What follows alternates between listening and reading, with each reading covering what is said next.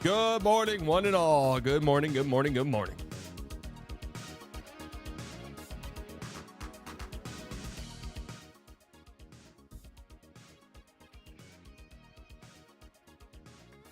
How we feeling? I'm feeling pretty good. I got Mantis. Got Mantis up to Lord.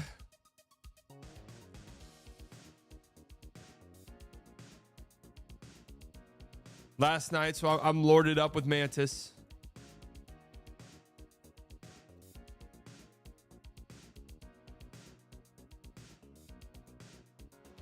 So that's fun. What is this chair low? Like what? Iowa sucks right now. Wish I was in Dallas. Wish you were in Dallas too. Pretty excited. Got Mantis up to Lord. It's really kind of fucking with me. I've been very unproductive. I really got to lock in. Friday will be a PowerPoint stream.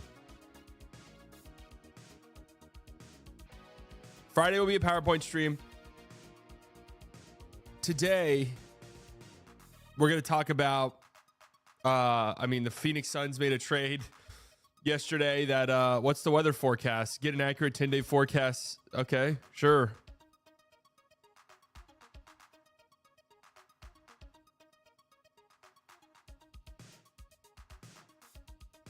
Good feature. Friday will be a PowerPoint stream. The Suns are making moves, and I'm betting Jimmy Butler's traded within the next couple of days, if not today. If not today. And next week, I think, Tuesday, maybe Thursday, my trade deadline predictions, they're here. I mean, we're 2 weeks away. Crazy it's that close. I mean, I don't know what. I really got to dive into the weeds, but did you see Beal maybe on the Bulls? I don't want him in the slightest.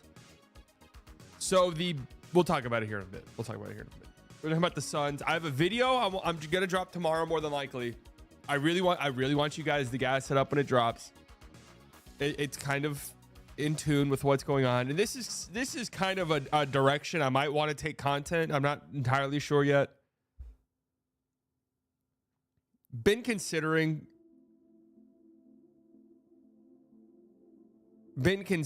starting a new channel.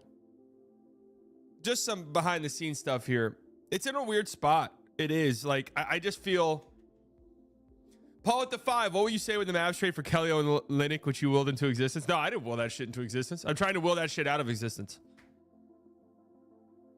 I just feel this channel's been around too long. I don't know. It doesn't get the gas I want it to. Truth be told, just being upfront and honest.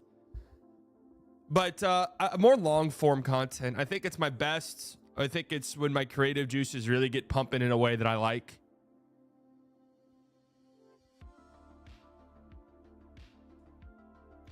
But I unfortunately feel like that's not the content a lot of people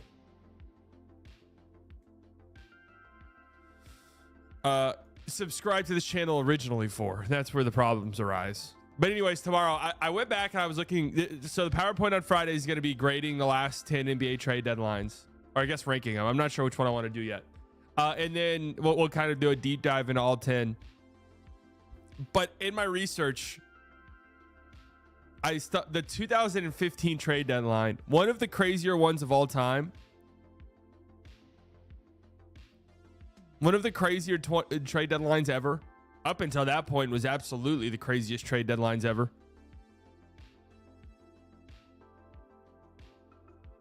No, if I do a long form channel, it's going to be called Fully Delusional. You know, you see how it ties together. Slightly biased, fully delusional. You see how it ties together. Slightly versus Lucas Sands, the new series coming to Bleacher Report. No, it's not. I don't get what they're so mad about. But what was I gonna say? What was I saying?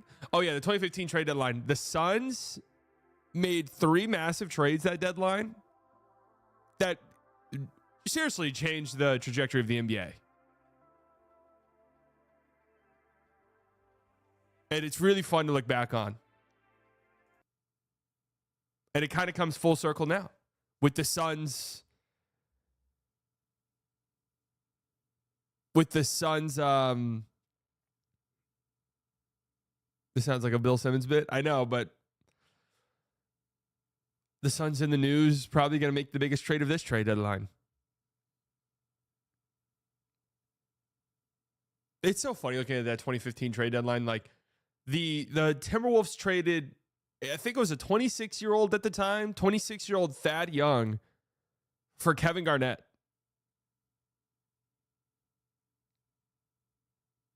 But I was doing some research on it, and every Timberwolves fan at the time was like, let's go. And then there'd be like a couple of people who'd be like, yo, this is a horrible fucking trade. But like, it's cool though. It's cool that Kevin Garnett's back.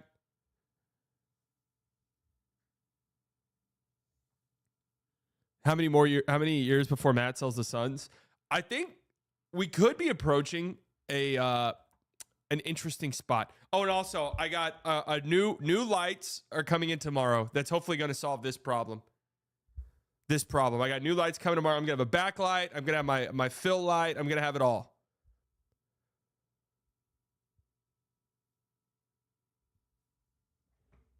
Because this shit ain't cutting it, man. Will this be a 3-team trade with Milwaukee or Chicago to take Beal? What would Miami want, LaVine or Middleton? LaVine, yeah, for sure.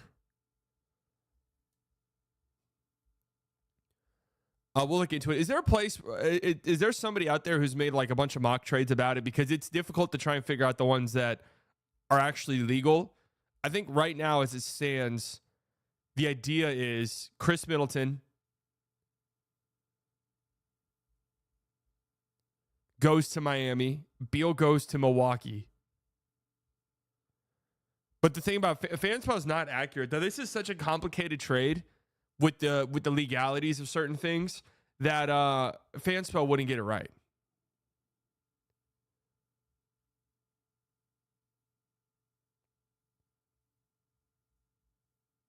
Is there what's the other trade site that people say is way better?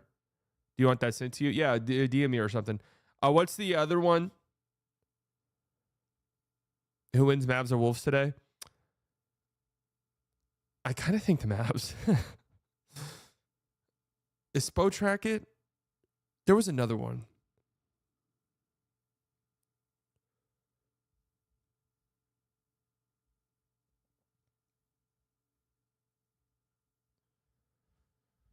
What up, Ronald?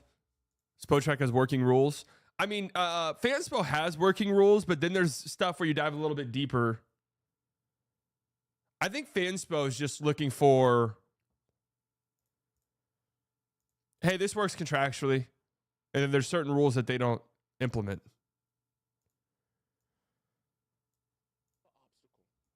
So I'm going to support him. I'm going to lift him up, and I'm going to be there for him because I see the way he fights. I see the way that he works, and I know who he is as a person, and that's all I have to say to address him. And now he has to. This is my biggest gripe as a Mantis. When I got a fucking Iron Man or something who's floating off into space, 3 miles away from where everyone else is.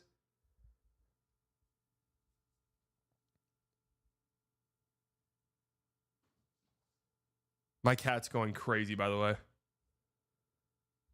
My cat is just going nutty.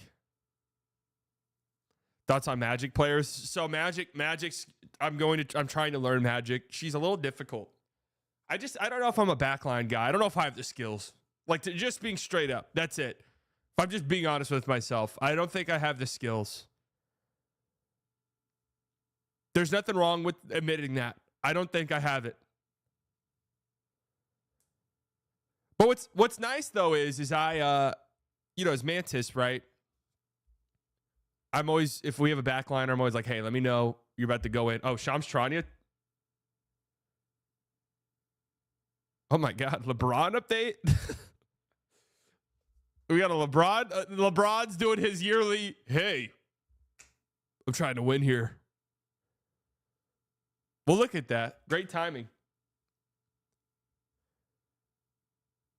Great timing. We'll look at that.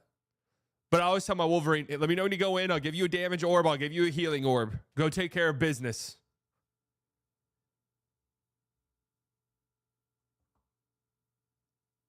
But then I always get annoyed, like, you know, if you're a DPS, I'll give you a healing orb, but I'm not going out of my fucking way to heal you. You understand? Like, you got to come back to me, and then I'll throw you a healing orb. I'm not fucking going out of my way. I'm dealing with the tank. Black Panther's trying to fuck me in the ass back here. I can't go out of my way to give you a healing orb. You understand? I got so many different things I'm worried about. Unbelievable. Sally, what's your take on Elon Nazi? I mean, honestly, there's hilarity in the absurdity of it. There is. Like, it's one of those things where you almost have to laugh at just how obscene it was. I mean, that was a straight up salute. I mean, there's absolutely no. There's absolutely no way. I mean, how are you talking that one out? Like, how are you wording your way out of that one? No way around it.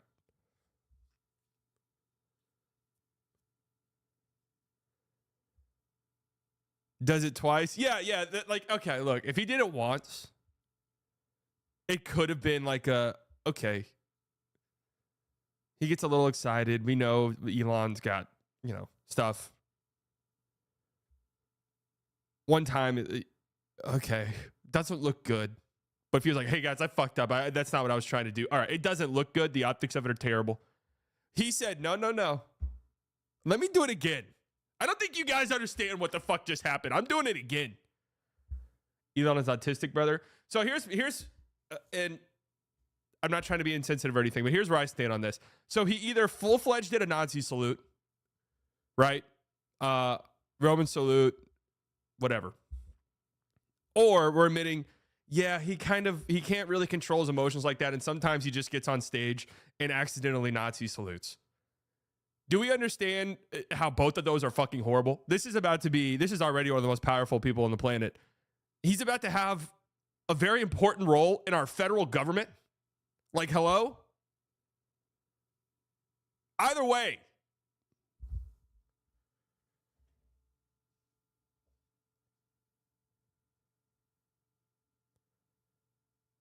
Do you not see either way there's a problem?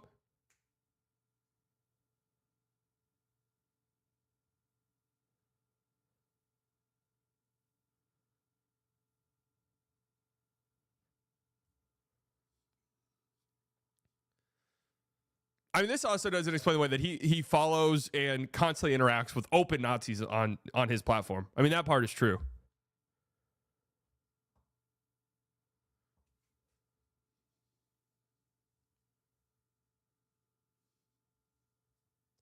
Which I never like going at people for who they follow on Twitter. Like, whenever I first started my Twitter, I was just following anyone and everyone, hoping to get a follow back. And every now and then I'll see just like a tweet pop up, and I'm like, what the fuck is this guy talking about? And I'll click on it and I follow him, and it's somebody I don't even interact with, but I followed years ago.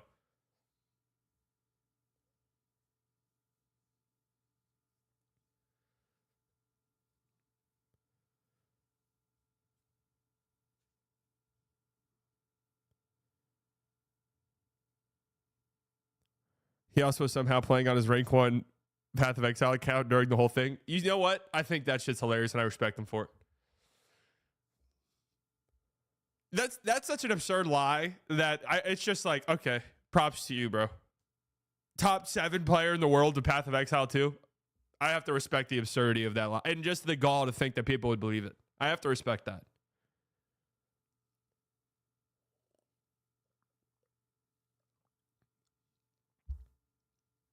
All right, let's go. Who won college football playoff championship on Monday night? Well, I'm cooked. What a fun game that was, huh?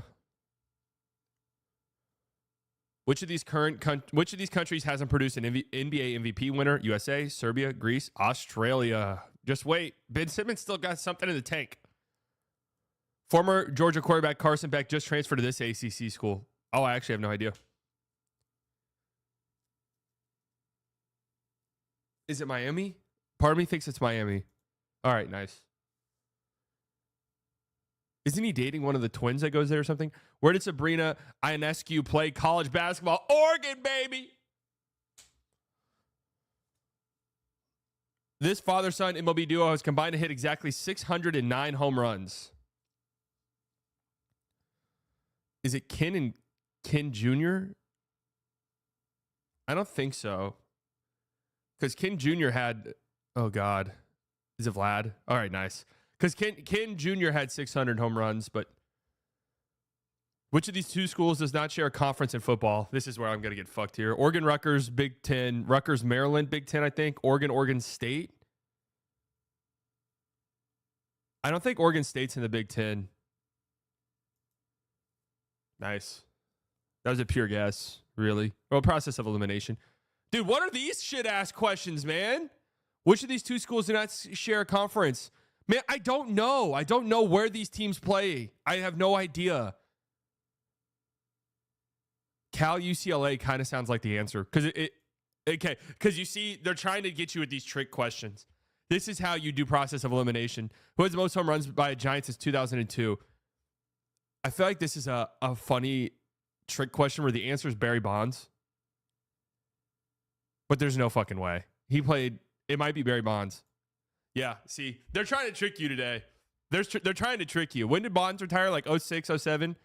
Who owns the record for most career Women's World Cup goals?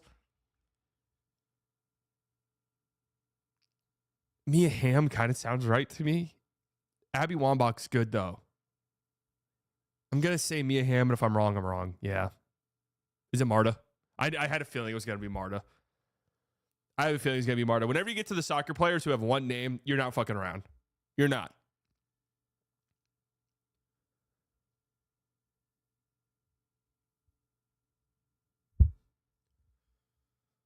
Yeah, when you get to the Brazilians that have one name, it's not a joke anymore. Who holds the career NBA record for assists per game? Oh, shit. All right, well, that would have been embarrassing. Well, you know what? We did good. Like, I'm pretty proud of our answers on some of those. I mean, the football conference questions, college football, who's in whose conference, go fuck off. Seriously. Nobody cares about women's sports anyway. Gee, that's not true. That's not true.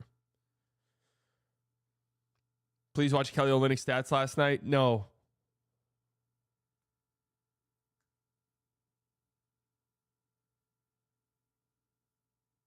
I think you need to hire an assistant me for low pay, $150,000 a year. I would never let you work for that cheap. Ever. I'd never let you work for that minuscule amount of money. Like, come on.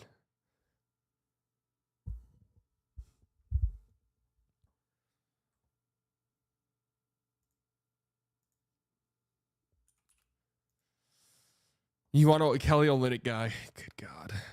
Well, I'm excited that this Shams report dropped.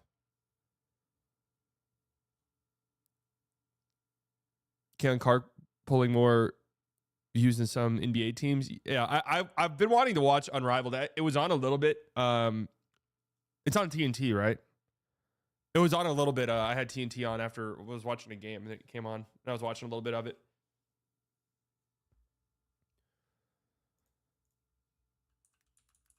You want to know what else I watched?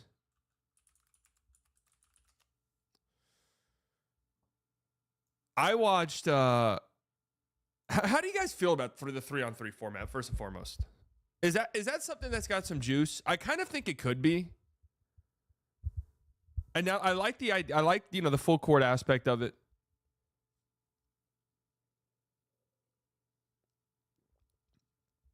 I think there's some juice there. Like, it would be interesting. There was a thing that LeBron was interested in starting a league. The court is smaller, yeah, of course. LeBron's interested in starting a league. $5 billion to start an international basketball league aimed at being the F1 of hoops.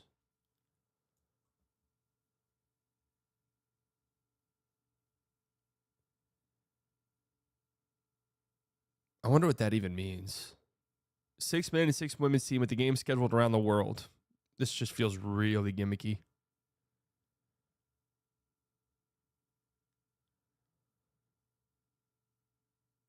That feels really gimmicky. I don't think the idea. Really good website, by the way. I mean, look at this shit, dude. I mean, look at this.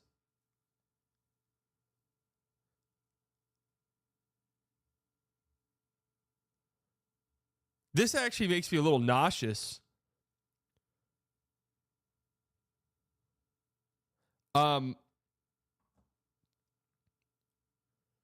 Like, this actually makes my stomach hurt, and I'm being dead serious. It makes me nauseous. Yeah, Mavs also make me nauseous a little bit.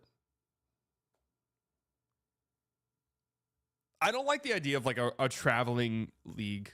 You know, it's cool. I get the idea of it. Like the big three, you know, that's cool and stuff.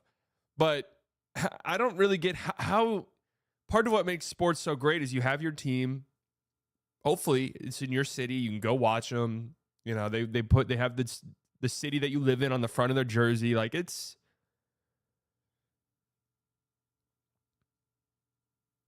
what makes it fun. The whole like traveling league, I don't know.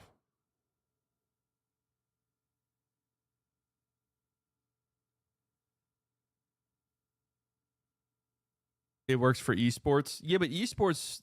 Now, I could be wrong here. I don't really follow the esports scene, but esports have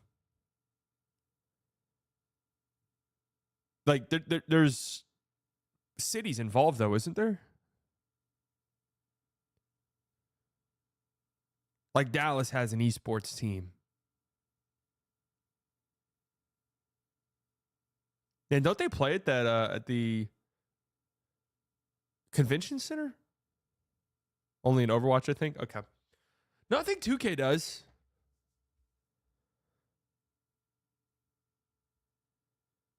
They tried that in Overwatch and it flopped, pretty sure. Interesting. Marvel Rivals Mavs team. I'm in. I'm open to try out.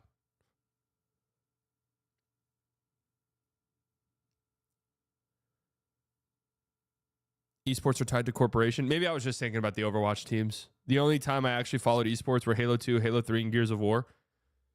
Thoughts on people named Henry? Little skeptical of them, just naturally. I think it's fair. Just a little skeptical of them.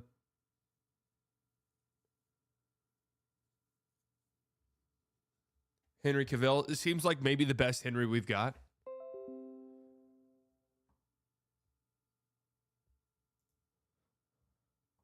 Is that the best Henry we're working with currently?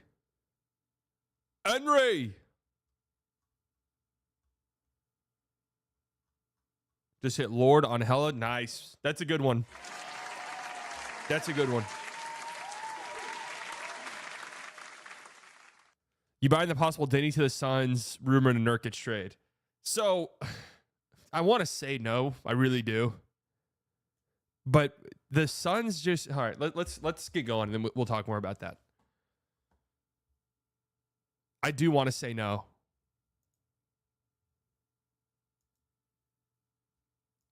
But at this point, man, Henry. I'm Henry in the Champions League. Sun slander inbound. We love it. I don't think you're going to get a lot of slander, actually.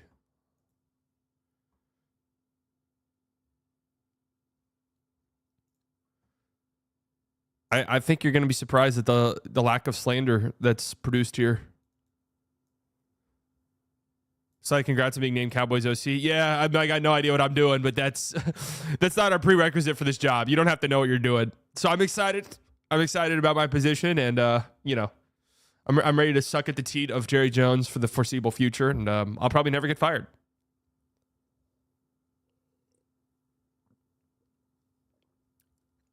I'm excited about that.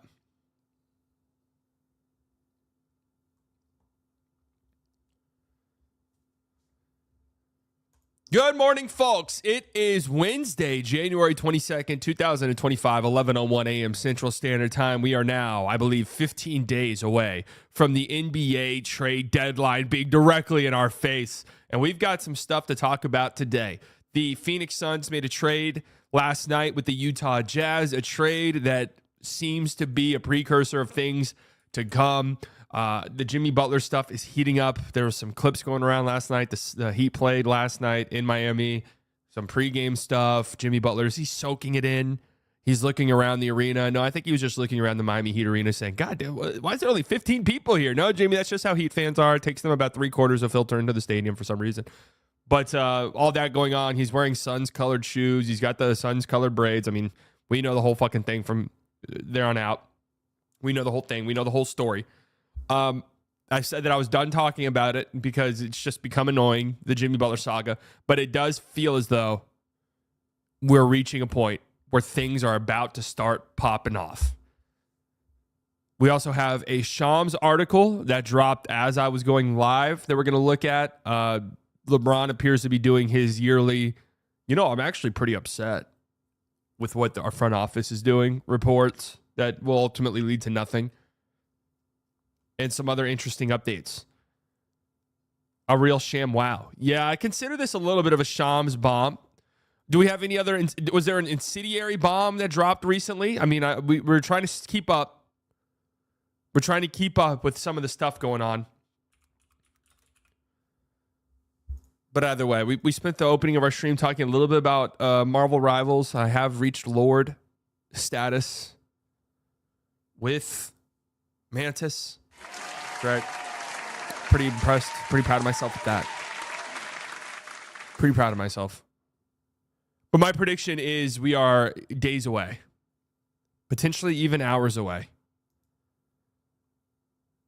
from a Jimmy Butler trade. Which is exciting, obviously, because we love that dopamine hit. We just love it. I mean, we fucking love it. We love that dopamine hit when it hits us. Adam Warlock to me is, I don't like him. So my next healer that I'm going to learn, and guys, I can't get Marvel Rivals out of my head. The next hero that I want, Luna Snow, just feels so, her ultimate ability is just so annoying. And part of the thing is I'm not sure I really want to learn her because, I mean, there's not much to learn. She might be the easiest character in the game to play as. But no, that's Rocky Raccoon, actually. But, they're going to nerf her ultimate ability so hard that it might not even be worth it. It might not even be worth it.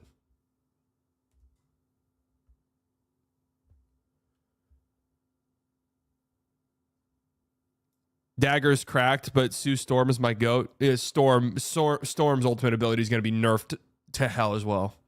That's the thing. Some of the overpowered characters right now, you have to understand, are going to get nerfed so hard that it doesn't really matter. But let's get into it. Sorry, I just get so derailed by some of this stuff. We had a big trade last night. A trade that is almost certainly a sign that things are heating up significantly. The Utah Jazz and Phoenix Suns made a very interesting trade. A trade that I think a lot of people should start to get used to. We saw a trade somewhat similar to this in the offseason where the Rockets and the Nets made an exchange of picks. The problem is, and I've sort of talked about this at times, is that we're going to reach a weird point, a point where we have never been at really as a league, where you have so many teams that have been hoarding picks, trading star players, accumulating, 10, 11, 12 first-round picks, just an absurd amount of first-round picks, that eventually these teams that are also in the process of building their young core, they don't want to make too many trades. They don't want to go out there and put it all on the table for a guy just yet. You have the Thunder who they don't want to break up their core. I mean, why should they? They might win 70 games this year and are favorites currently to win the NBA championship. You have teams like the Utah Jazz where they're not in any real position to make a trade for a superstar currently. Then all of a sudden you're going to have 3-4 picks in the first round. You can't draft all of those guys. The Jazz have already had a draft class recently where they had 3 first-round picks. Like, you can't put all those guys on your roster. Eventually, you're going to have too many guys. So you're going to start to see trades like this, I think, where teams are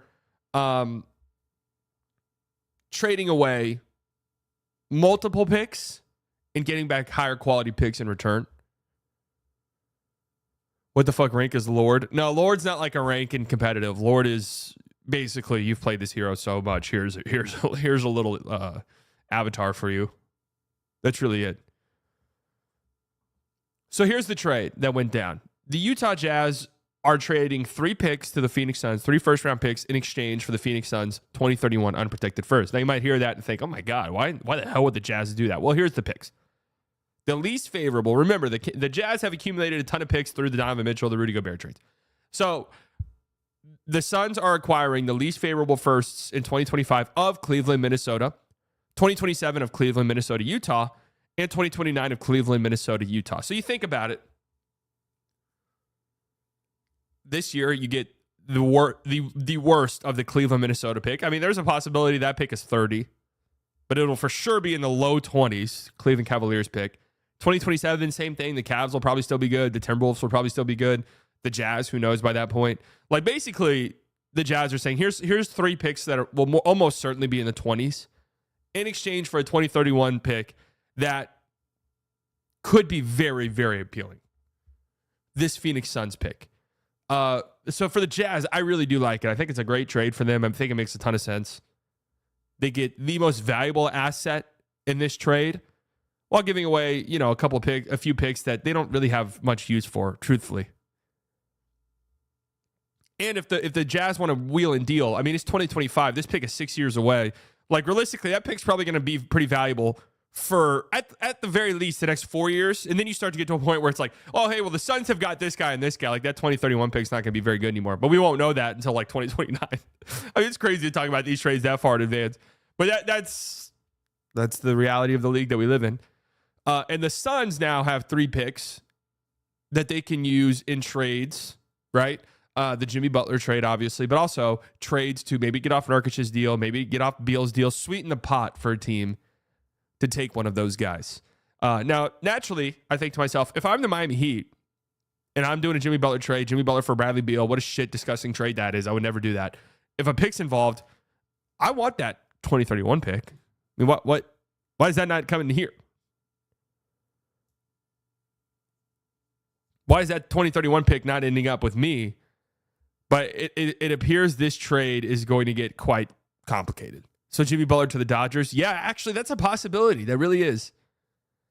That's a real possibility.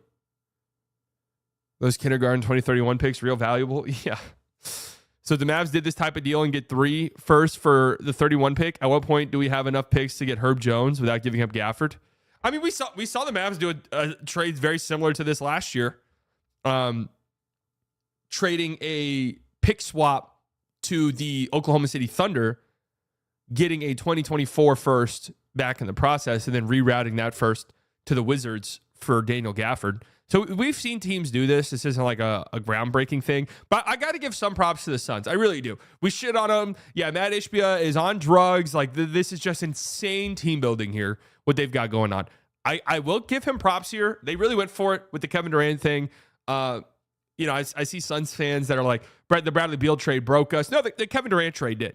Like, that was it. The Kevin Durant trade said, we have to win a championship in the next 3-4 years, or else we're fucked. We are fucked. We're hitching our wagon to an older player who's had an injury.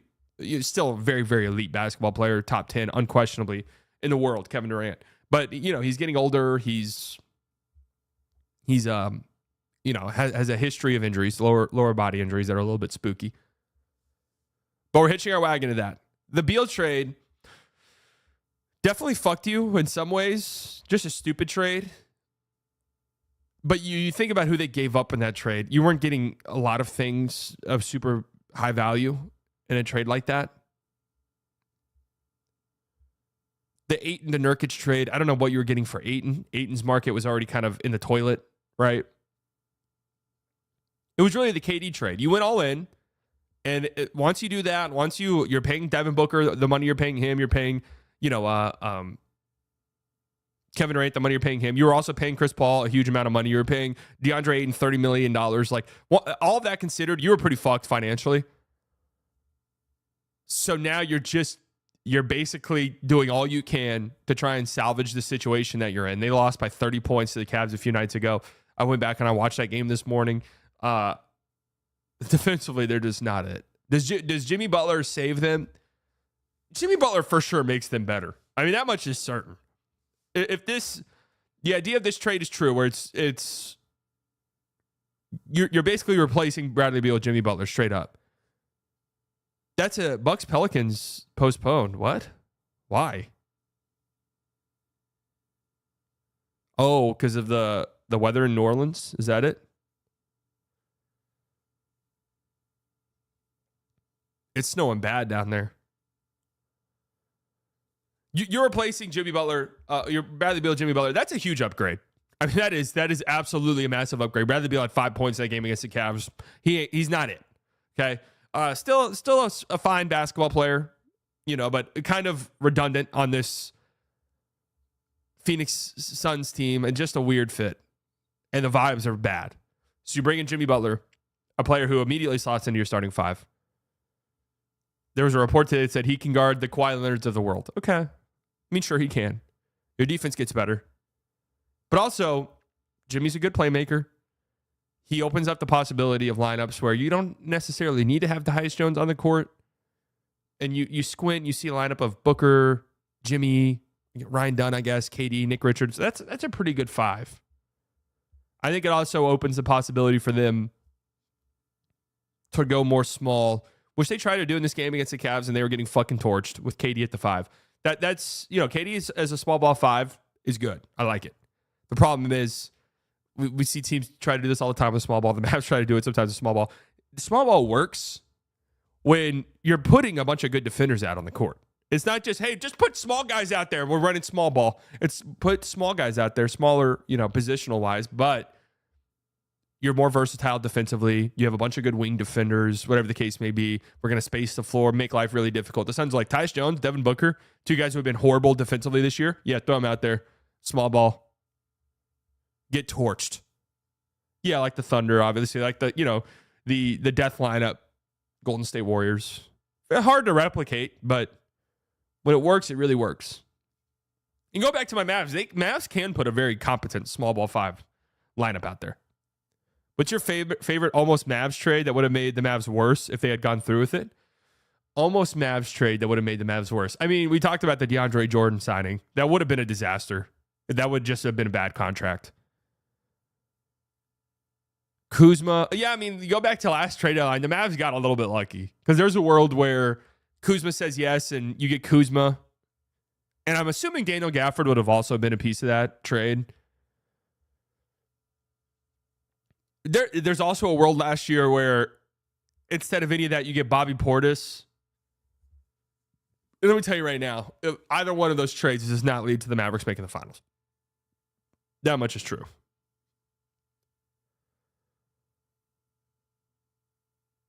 How is OKC small ball? Doesn't every player have a 7 or bigger wingspan with those lineups because SGA, J-Dub have long arms? Yeah, but when people say small ball, what they're referring to is the fact that there's no traditional center on the court.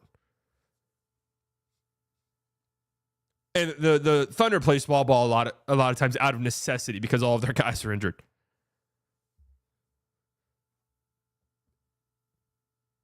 But anyways, I think this is clever maneuvering by the Phoenix Suns. I do. And it feels like a Jimmy Butler trade. Almost feels inevitable at this point. Here is an incendiary bomb right here from yesterday. There's some buzz building around a potential Jimmy Butler trade framework, including the Heat, Suns, Bucks, and facilitating fourth team. Phoenix would receive Jimmy Butler. Milwaukee would receive Bradley Beal. Miami would receive Chris Middleton. So this one's really interesting, and this has been talked about quite a bit from people. And Evan Incendiary bomb, respect to the guy. The reason why we look at his tweets, I'm not sure he has how many inside sources he has necessarily, but he is just he's an aggregator basically. And it's nice to have all this information in one place, right? Is that fair? I don't know, but what about the time slightly biased willed the Wood trade? I did do that. We have a Shams tweet. Okay, NBA has postponed Bucks Pelicans game tonight. I'm on edge a little bit because I do think we really are very close. We are very close to a Jimmy trade. But I'm trying to make sense of this. I don't, from the Bucks perspective, it's hard for me to really come to grips with what's going on here. It kind of makes some sense. Chris Middleton is looking washed. I mean, he's coming off the bench for them.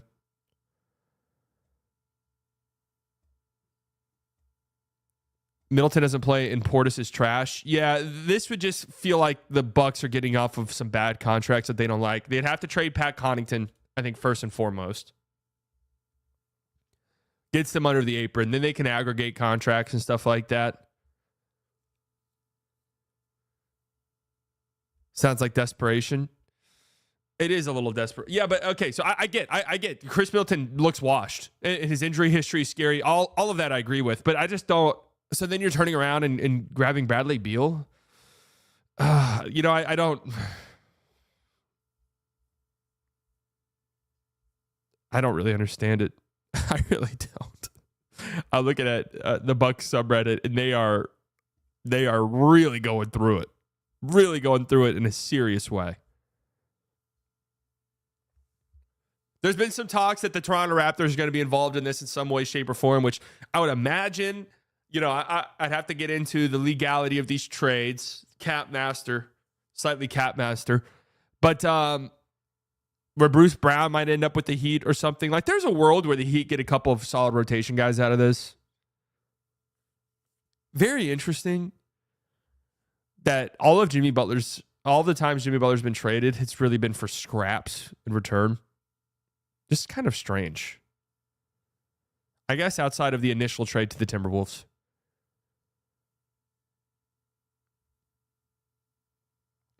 It's a little bit weird to me. Bucks will be set whenever they decide to trade Giannis, so they aren't worried. But that's not...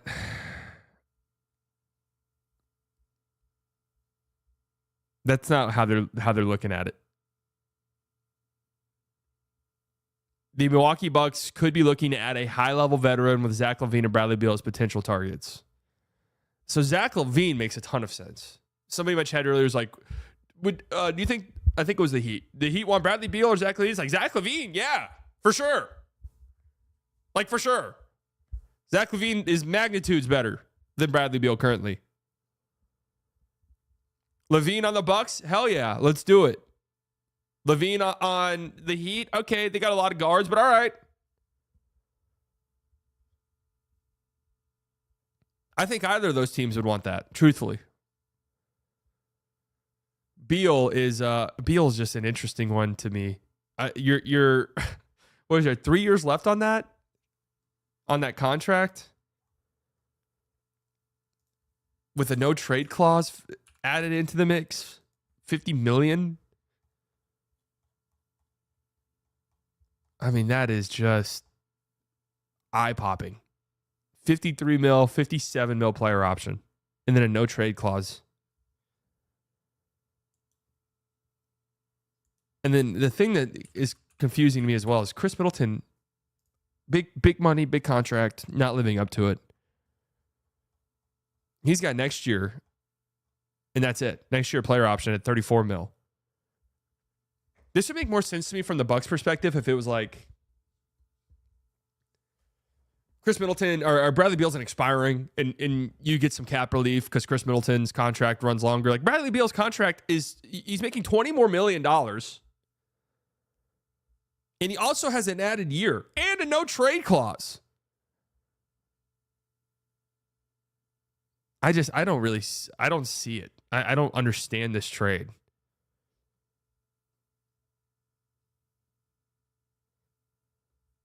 It sort of feels kind of panicky.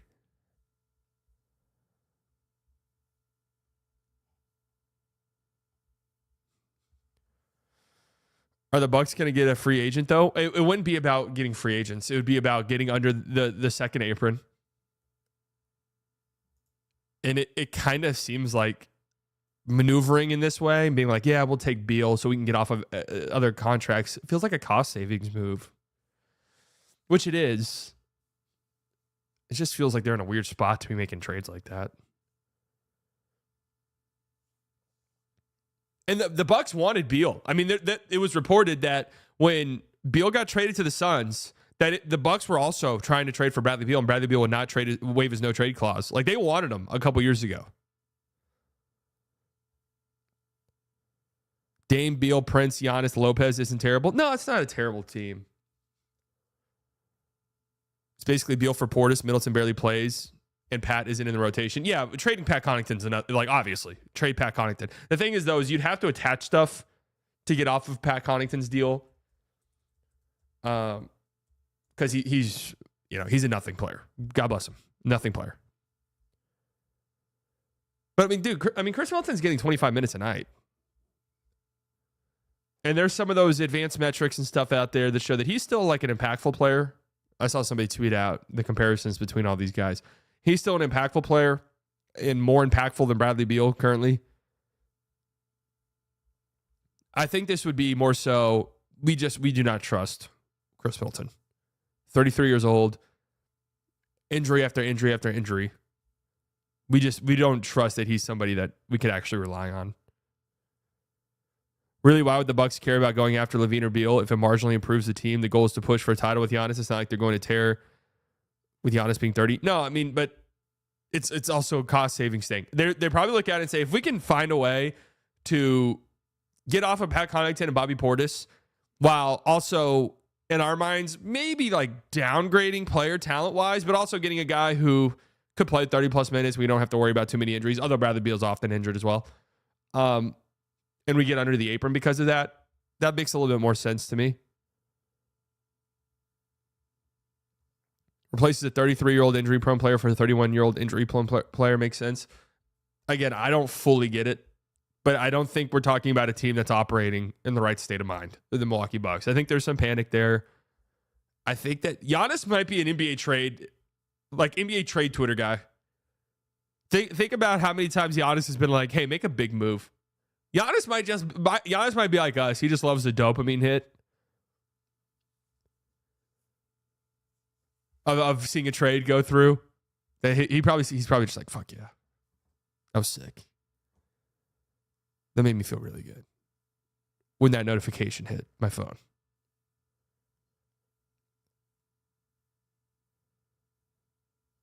And I don't like doing this about the Bucks, but it does feel like there's an inevitability there, does it not?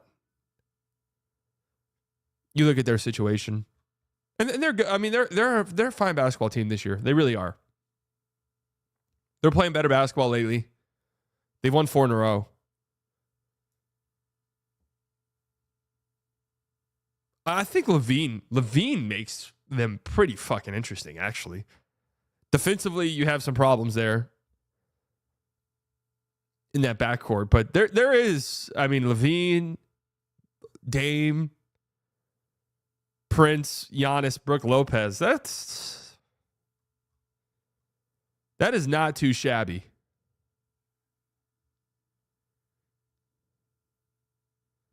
They're 7-1 in their last 8 games. The Bucks are.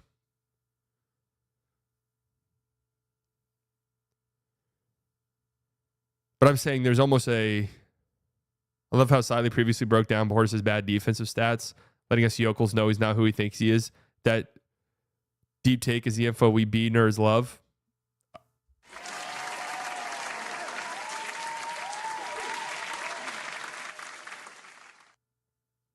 Wish I was the Mavs. Yeah, you and me both.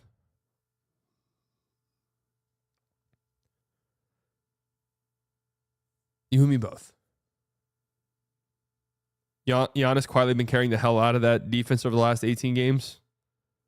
I mean, Giannis is still a top 2, top 3 player in the sport. So when you have a guy like that, you always have a chance. And they're trying their hardest to scrap together something.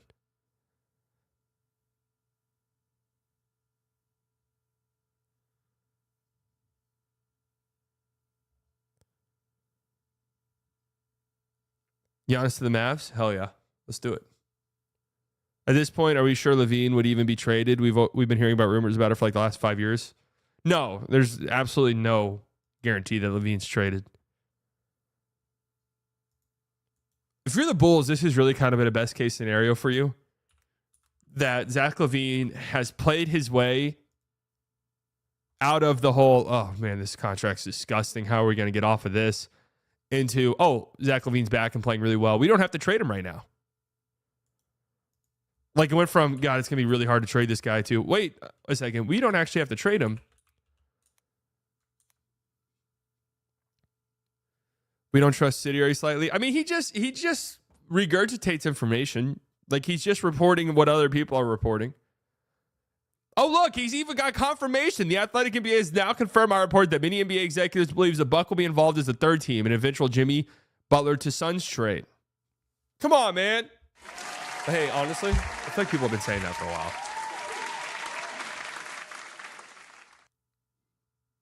Hasn't this been kind of theorized for quite a bit?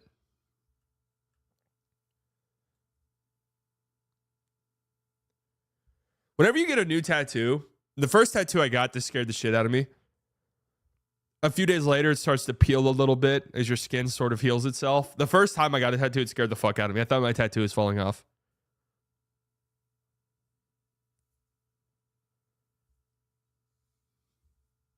Scared me. And then Vucevic has been playing really well so far this season. No, it's not infected. Vucevic has been playing really well so far this season as well. And he's under contract next year. So they're probably like, hey, we don't have to trade him either.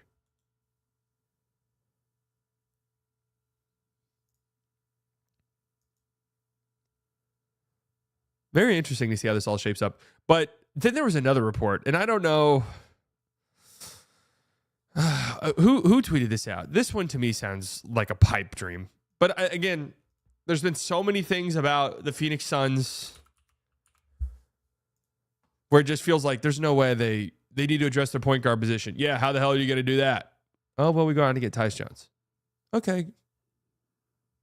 That's interesting. Good job. This one right here. And okay, via DC Coldest. All right, who the hell's this? All right, I'm sorry. This was sent to me last night. I don't know who the hell this is. Yeah, okay. All right.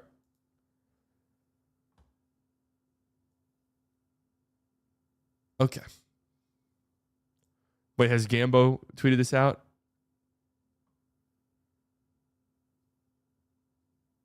Have not seen that, but no truth to it. All right, thank God. I was about to say, this would be nuts. This was going around a little bit.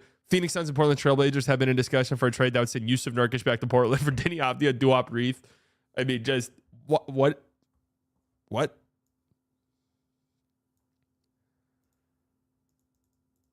That would be one of the worst trades in recent memory.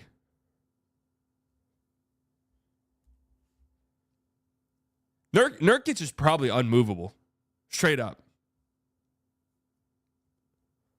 I don't even know if one of their shitty picks that they just got. And make no mistake about it, those picks are shitty, but there are teams who will just take it. Take it to be a facilitator. I mean, think about this. Think about this. We talked about this, I think, the last stream. The Philadelphia 76ers are in a complete and total nosedive. There's a lot of talks that they have to completely and totally decide. They have to decide soon if they want to completely and totally bottom out or not, because their pick is top 6 protected and owed to the Oklahoma fucking City Thunder. Because the Thunder got that pick in a trade where they just absorbed Al Horford's contract. And at the time, I was like, oh, yeah, the Sixers will be good. Like, that'll probably be a bad pick. No, all of a sudden, that might be a really good pick. This counts by literally says parody. No, this dude says parody. He's quoting this guy. And this guy's trying to make it seem like he does have a source. We shall see. Obviously, the Blazers will be getting pick compensation as well in the deal. So the Blazers trade a first-round pick in the summer to the Wizards to get Denny Avdia, who's been great so far this season. Truthfully, he's been great and probably has real trade value. Bubba, 19 months, 19 wonderful months of happiness, sorrow, and bias. We love that.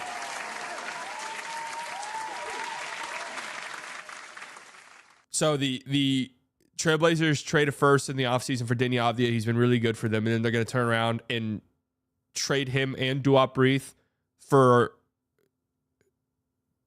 poop butt Yusuf Nurkic and some shit picks. Make that make sense. Make that make sense. We'll see how this all plays out. I'm telling you right now, this trade's happening soon.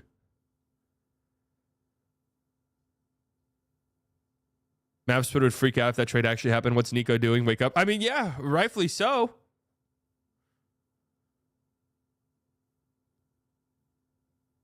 I'm having fan withdrawals. Not me. Are the Mavs closer on trading Kleba or trading their first round pick before Kleba? I mean, I'm not sure. Probably closer to trading Kleba just because you have to. In really any trade that takes on a contract.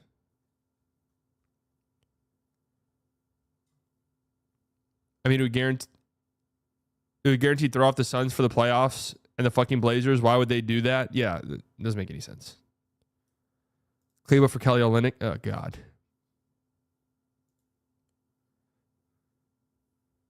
Need Nurkic off my team so bad. Yeah, the Nurkic stuff. Oh, man. That trade was just horrible the moment it happened. Horrible.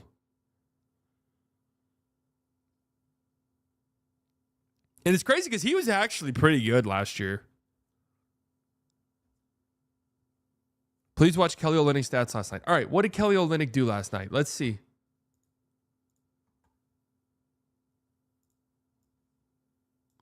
The Raptors beat the Magic. By the way, guys, why don't you take a look at that Magic record?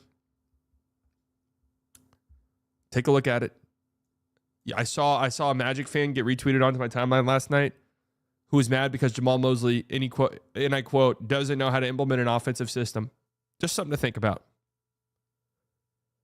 Just something to think about. Okay? Kelly Olynyk, 12 points, 4 of 6 from the field, 3 rebounds, 3 assists, 4 blocks, and a steal. Trade everything for him.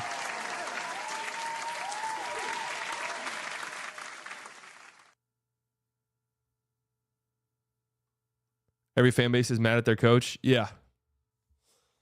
It's just injuries really, when they start to pile up, it's really, really fucking hard to overcome. It's very, very difficult.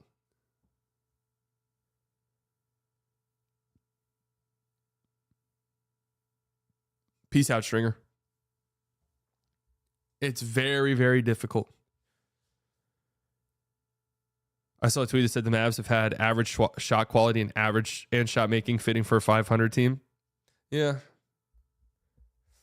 I mean, what is that? Over the course of the whole season or?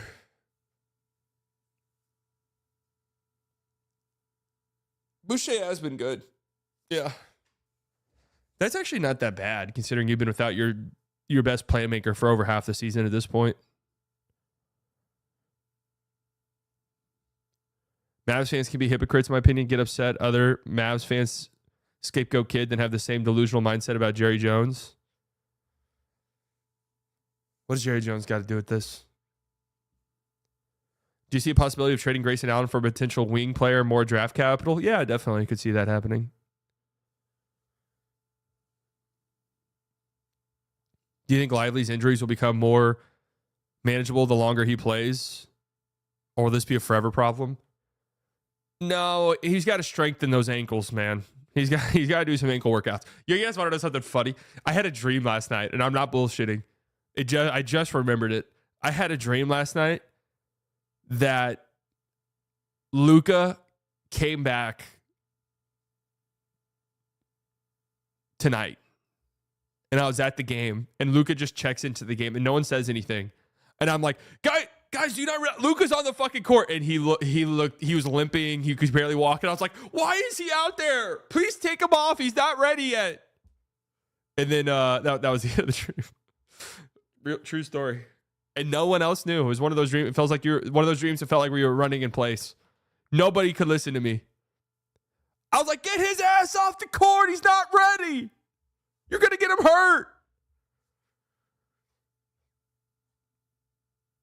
I had a friend who told me this, that he was friends. This is like third-hand sources here. He's friends with one of the Mavs trainers. And they said if Luka had to play, he could play right now.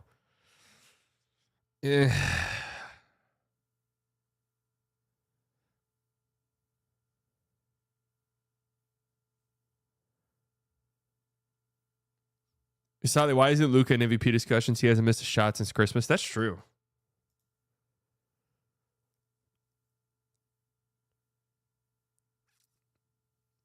Must be nice to have such light dreams. I don't really have too many night terrors, to be honest with you. My weird thing is sometimes I have such vivid dreams that they're not nightmares, but they make me feel so weird. If that makes sense. Like, it's not like someone's chasing me or trying to kill me or something, knock on wood. It's just so vivid and like kind of bizarre that it's just like I wake up, just feel a little bit weird for the first like 30 minutes of my day. I'm like, why did I dream that? Or there'll be like a person in it, and I'm like, why the fuck was that person in my dream last night? You know? Like, what the hell was that about?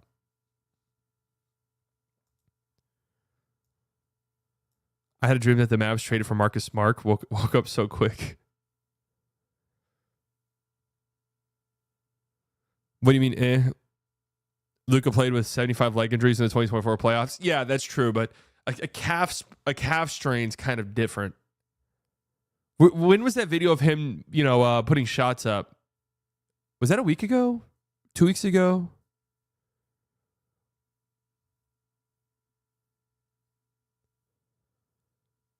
A week ago? Man, that would be shocking if he was able to play right now.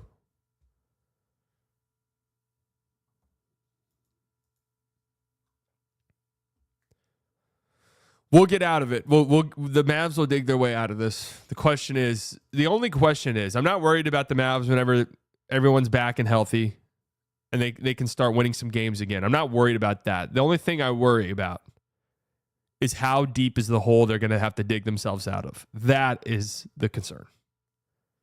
That is the worry.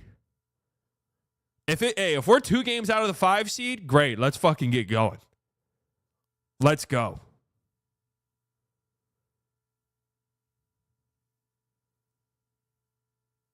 We're a few games out with 20, 30 left. Let's get going. Let's get at it. If they're, 4.5 games out, that's when it starts to get a little spooky. Knock on wood, I can't imagine a world where they're 6 or 7 games out of the 6th seed. I mean, just for a frame of reference, the San Antonio Spurs aren't even 6 games out of the 6th seed currently. And they're 19 and 22.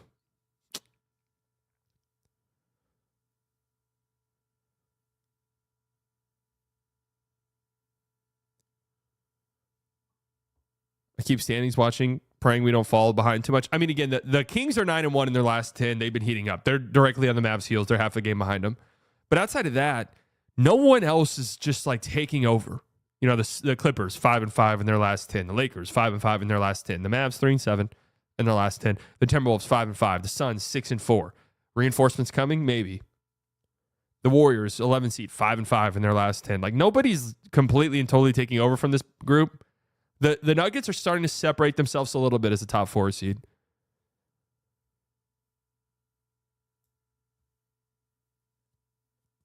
I'm really not that interested in trading for a guy like Jordan Clarkson.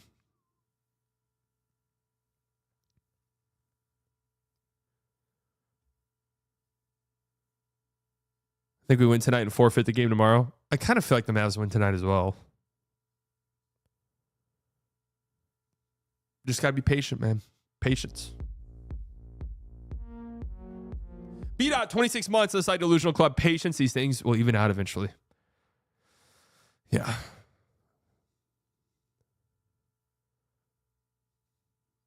Another slightly guarantee. I mean, here's the thing with the Mavs. I didn't even want to talk about the Mavs today, but I am responsible for this. I brought them up. There's just, I get everyone's mad. Everyone's angry. They want to take their anger out. Weirdly, a lot of people are taking their anger out on me. That's fine. Whatever. But look, man, there's only so much you can say. Like, are they losing games they could win? Yes. Has there been coaching decisions over the course of some of these games that have left you scratching your heads? Yes. Have some of the role guys who had previously had really stepped up to the call of duty, whatever guys are out the rotation, have some of those guys cooled off significantly, and some of them are in bad stretches at the worst possible time? Yes. All of that's true. A lot of reasons to be upset. At the end of the day, the thing that's true above all else, it's so hard to win when you are this injured. It is so hard to win when you are this injured. So hard.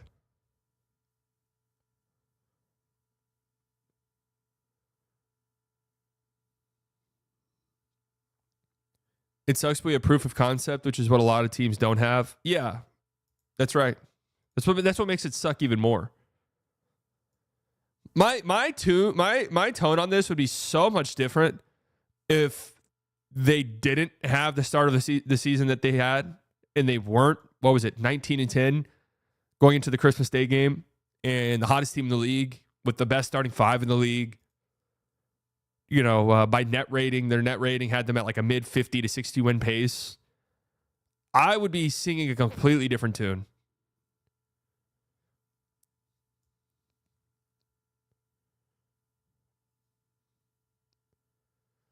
Kid has been awful this whole month on coaching. I mean, yeah, he could be better for sure. I think he's limited in what's available to him. I mean, I don't look at it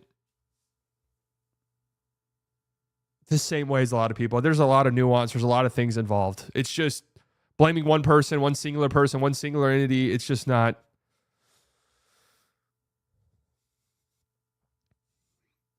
It's in my opinion, it's making this situation way too black and white. There's a lot of things going wrong. A lot of things.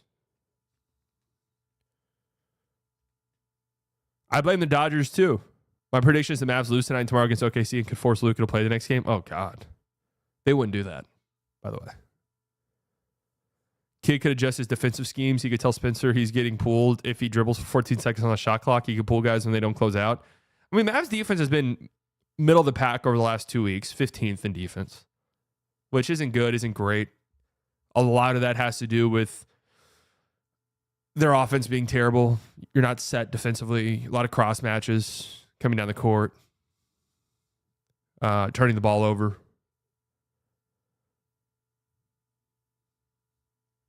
Also, you've been without your defensive anchor, Derrick Lively, for how many of those games?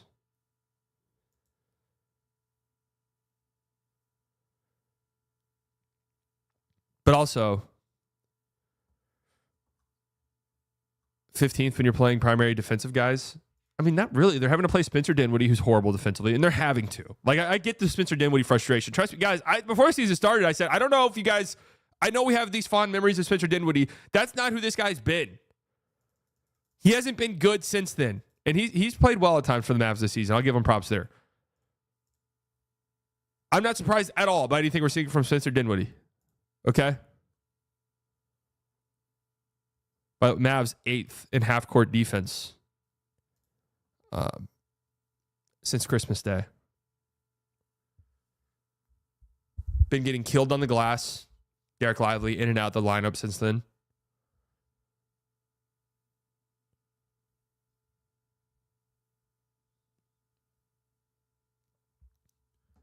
I saw someone say that Luka impacts the Mavs defense because he allows Kidd to run more defensive-minded players in the lineup because Luka can fix their offensive weaknesses.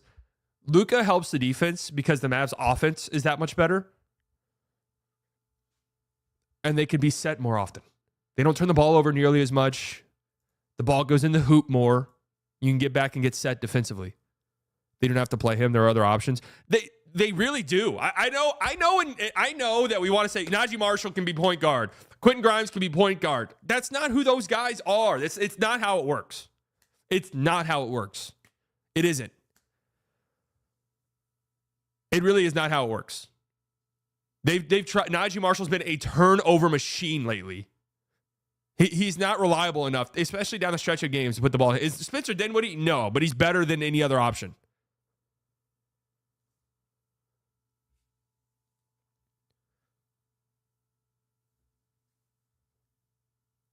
Put Hardy in at the point, and Hardy's been out. So there's not a lot of other options. No, their late offense against the Hornets on Monday was despicable. I mean, that was no two ways around that. That was fucking awful. What were they doing? What was that? That was terrible.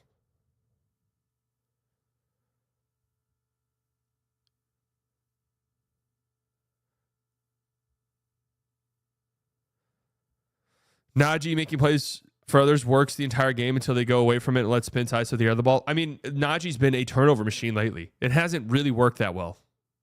Najee's not, that's not who Najee is. Najee's a good facilitator. He's somebody who's better off if it's like, hey, we have our guard on the court who can run the offense, but it's nice to let Najee get the ball, go out and transition.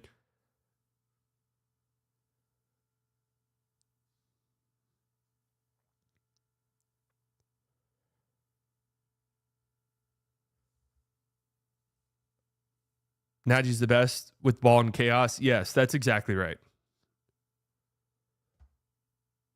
The Hornets' loss has been like our 6th loss this season. I was 100% could have won if the coaches weren't just there to watch.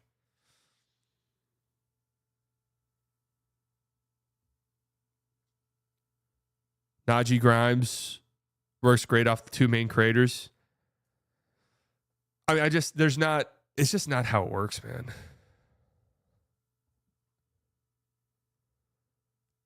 It's just, there's a hierarchy. It's not.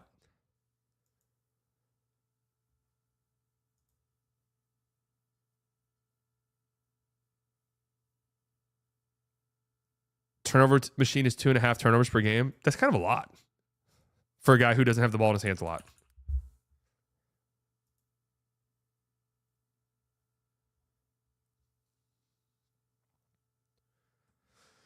Game against the Hornets, 3 turnovers, 4 assists for Najee, 3 turnovers, 1 assist against the Thunder. Pelicans, he did have 10 assists. That was nice.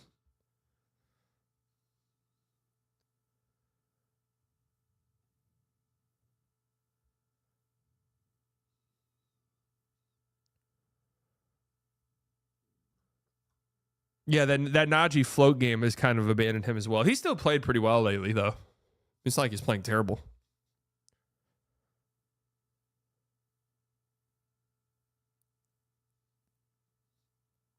Fire kid, he hasn't been playing Luka Doncic. Yeah.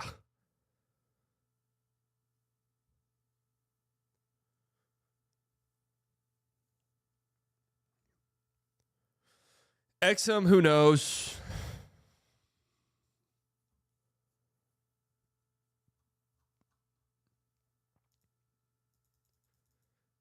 And then you have people who are like, oh, well, actually, Nico Harrison was horrible this summer. Like, Nico Harrison didn't do a good job. God, man. Just imagine living like that. Just having no ability whatsoever to apply nuance, context to anything.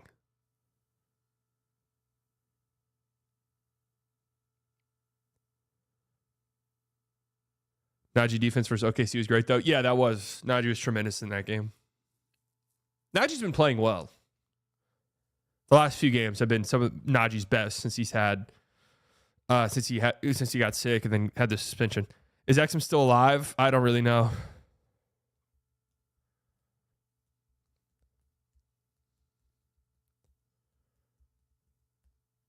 I don't know. You're so lucky to have multiple players who can get us a bucket at any point, but we haven't been using them correctly. I mean, the thing is, though, with all the guys out, the guys you're talking about are not players who can get you a bucket at any given point. None of those guys are. PJ's a streaky player. He just is. His nickname with the Hornets was Mr. Inconsistent. That's what the fan base called him. He's great here. He's perfect here. When the Mavs are healthy, he's the 3rd, 4th, 5th option. Can play defense. Perfect role for him. There's a couple guys who got the lineup. He moves up the pecking order. Some of those inconsistencies start to show. There's a reason why you got Klay Thompson for, was it $13 million a year? Whatever the fuck it was you signed Klay Thompson for. There's a reason that was his contract this year and not $20-30 million. There's a reason you got Spencer Dinwiddie for a veteran minimum contract. Perfect as this 4th, 5th guard. Can play in a pinch. could step up. And we've seen him basically win games for the Mavericks at times this year when guys have been out and they've really needed somebody to step up.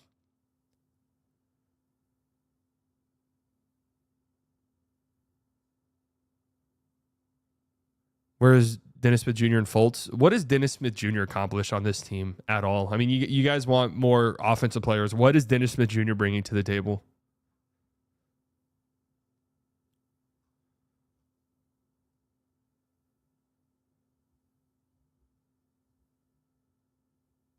I think there's like 25 coaches that could get Luka and Kyrie to the finals last year.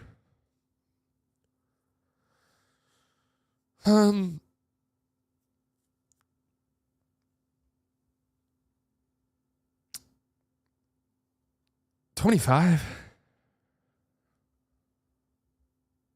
Dennis Smith Jr. be better than Spence right now? I very much disagree with that.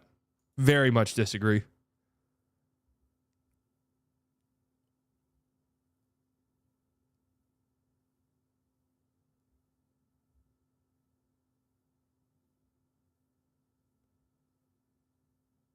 I mean, we talk about the offense being bad now. I'm just imagining replacing these already scrapped together closing lineups. Spencer Dinwiddie with Dennis Smith Jr. You might not score a point.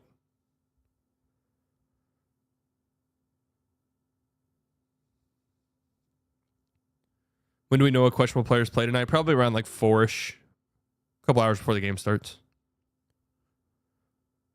Are you worried that if the Mavs make the playoffs after a last minute 2-month run, the lack of minutes shared and continuity affect their playoff play? Yeah, of course. I'm worried about that.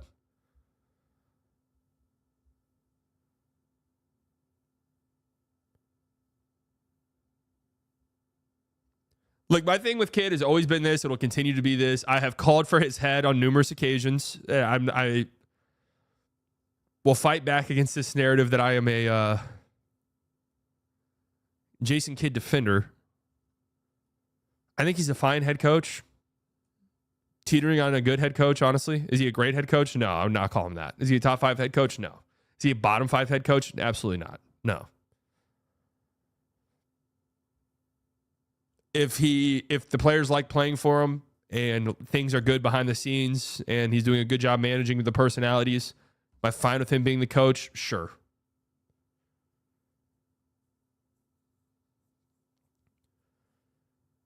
If the Mavs are a playing team and they flame out a little bit in the playoffs, am I upset if they fire him in the offseason? No.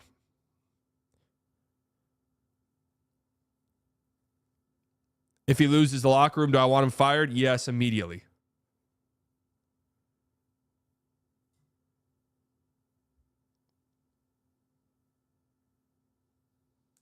Kyrie wouldn't be here without Kidd. That's true. Wasn't Jason Kidd instrumental in retaining Kyrie Irving and acquiring Klay Thompson? Yes, he was.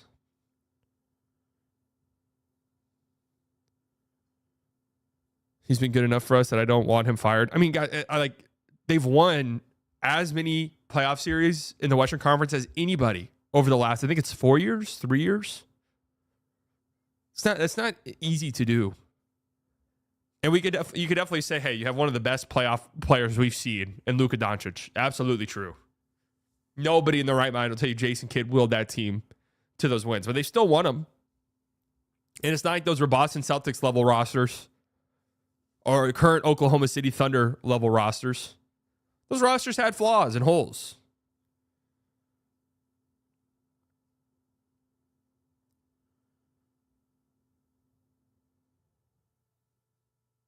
I'm just not okay with fine entering Luka's prime. But here's the thing. The kids like, if the team likes playing for him, the team's competitive and good. It's not like, hey, we fired him. Which, again, if the Mavs flame out or whatever at the end of the season, you fire him in the offseason, cool. Don't really give a fuck. But you fire him. There's no guarantee you're hiring a good head. There's no guarantee you're hiring a good head coach in the offseason.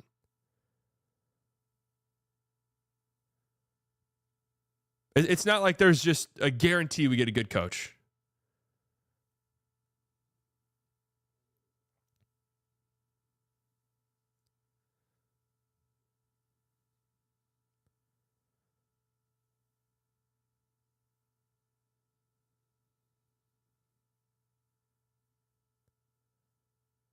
Who do y'all want to hire? I mean, I see people who want like a hard coach who coaches players hard. Guys, the Mavs had that, and it did not end well.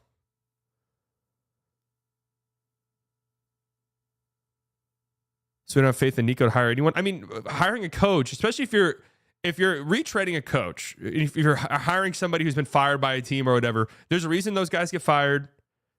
Your best bet would be, let's try to get like one of these hot shot assistant coaches that maybe could be like a Dagnall or Jamal Mosley. And those guys flame out sometimes. Those guys are not good head coaches. It's a risk the same way drafting a player is.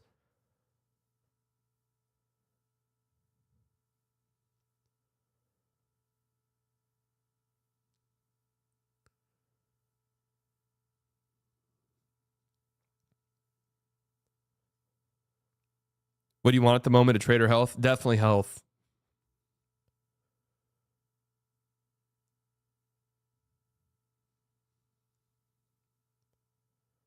Sweeney. And see, like, okay, sure, if we do Sweeney, hot shot head coach, maybe. He's had interviews. People around the league think he could be a head coach. Sometimes those guys flame out and are not good head coaches. It happens a lot.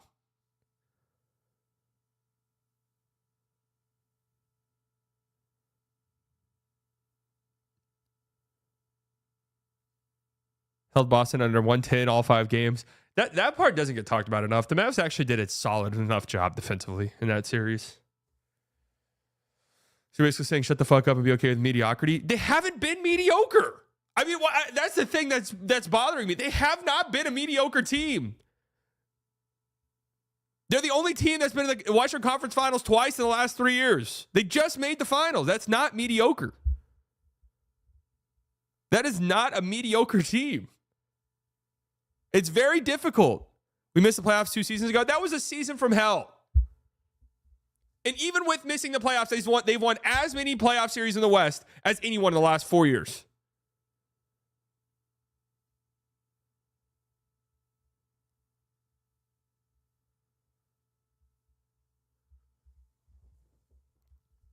They have not been mediocre.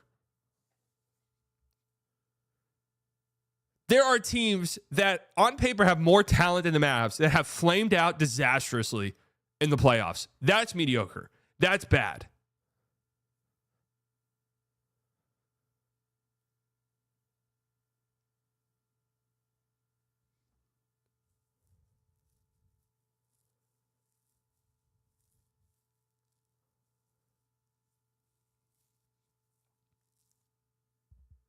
I think a more serious talk is, hey, why do we always find ourselves in January and half our team's fucking injured? Like, do we have players that are injured? Is our roster full of injury prone players? Do we have a training staff problem? Because I know Casey Smith, like, yeah, he was great, well-respected guy. You lose him, that sucks. The Mavs dealt with injuries all the time. Last year was the same song and dance. That was one of my main points in the Luka MVP video last year, was that if you looked at, I think it was 20-minute per game players, rotation-wise, the Mavericks missed more games from those guys in the month of December and January alone than other MVP candidates did the entire season.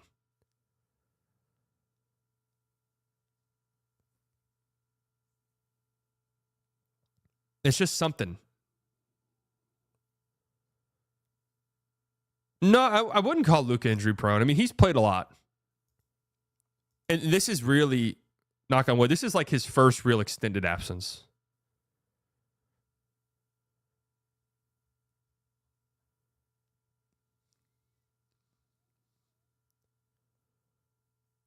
Which NBA team has been best health? Every team is getting banged up this season, but role players not their star. I mean, yeah, every team's got to deal with injuries. Like, that goes without being said. I hate whenever that comes up. I hate when it's like the Mavs have been injured and people are like, everyone deals with injuries. Well, okay, duh. No fucking shit.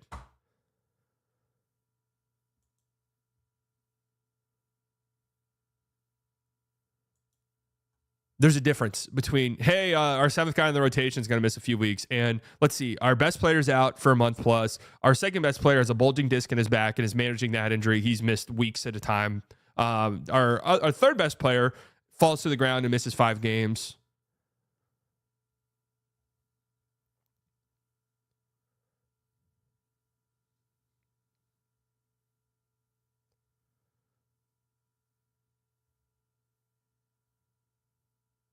Cavs been pretty healthy, and look at them now. Cavs been pretty healthy. The Celtics are typically a very healthy basketball team. Just trying to think off the top of my head. The Nuggets have been dealing with injuries. Trying to think of the top teams. The Thunder, I mean, even the Thunder have been dealing with injuries. Their second best players played, 9 games? Lively? What's happening here? Lively bomb? Oh my fucking God. You're joking me. No.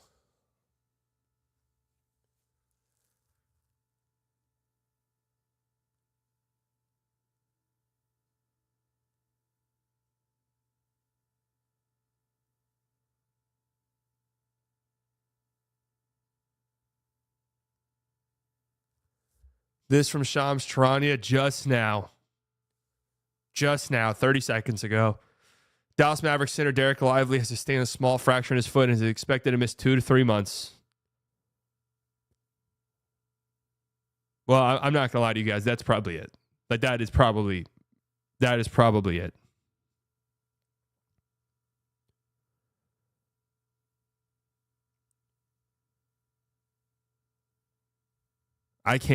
That's probably the end of the season. I can't imagine how you come back from this one.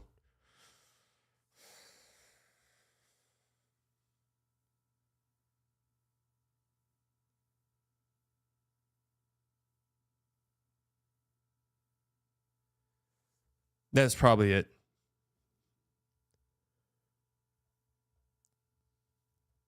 Two to 3 months. I mean, that's the rest of the season.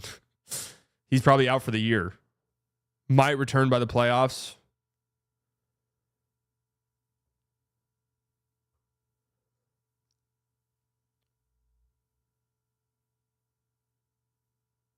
Can't trade Gafford now, right? Well, I mean, it depends on how they view the rest of the season now, because your outlook has changed dramatically just now. Your outlook has completely and totally shifted.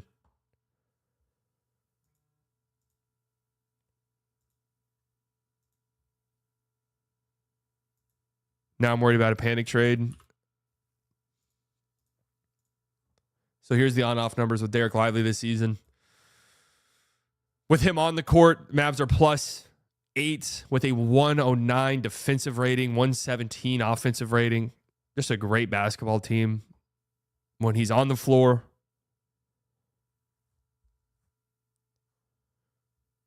when he's off the floor, Mavs barely above 0 net rating, 0.3 with a 114 defensive rating. Just a huge swing there defensively.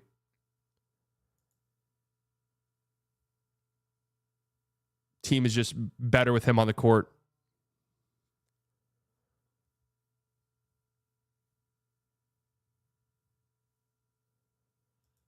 And now I really don't know. I don't know where you go now. Not only that, rebounding wise, they are a much better rebounding team with Derrick Lively on the floor. Defensive rebounding percentage as a team up 4 percentage points when he's on the court. Just comparing, I'm sorry. That number's 2.5 percentage points better when he's on the court. 5.4. The opponents rebound, get their miss 5.4 percentage points more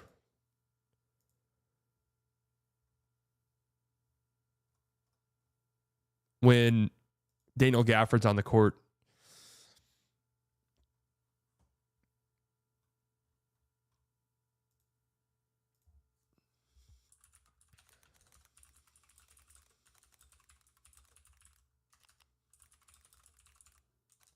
I mean, this is insane.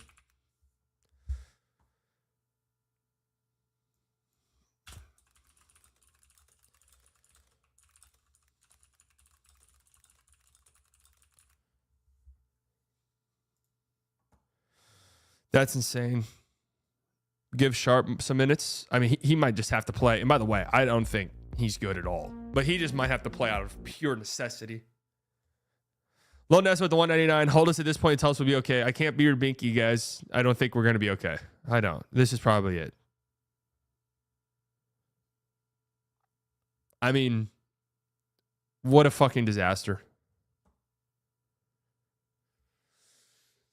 I think so. If I'm just quick reaction to this, I think you have to kind of reassess your position with Derrick Lively.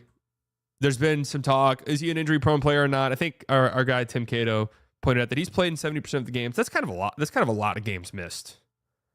Just if you were to play 75% of games every year, that's 20 games missed. You wouldn't qualify for any end of season awards ever if that was the case. So, kind of a decent amount of time missed. Now that number's going to skyrocket. 55 games last year for Derrick Lively, 32 this year, and that number's probably going to stay at 32. Might return towards the end of the season. I mean, 2 to 3 months. It's January 22nd. So if we were to go positive end, all right, he's back March 22nd. Like, that's 2 months from today. How many games are left at that point? 1, how many games are left at that point? And 2, where in the fuck are you at as a team?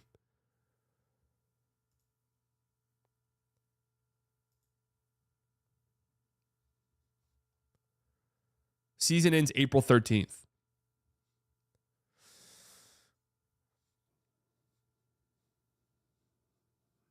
That'd be 12 games. 12 games if he comes back at that 2-month mark. If it's 3 months, season ends April 13th. Today is January 22nd. So that's it.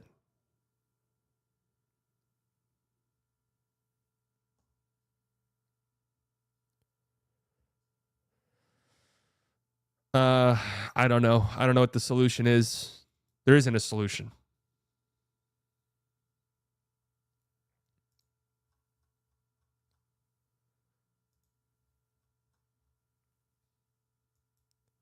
There isn't a solution to this. There just isn't.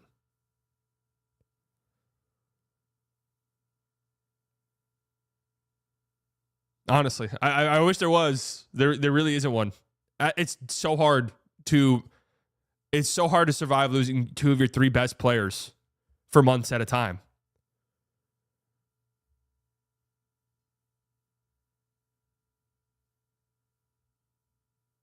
So hard.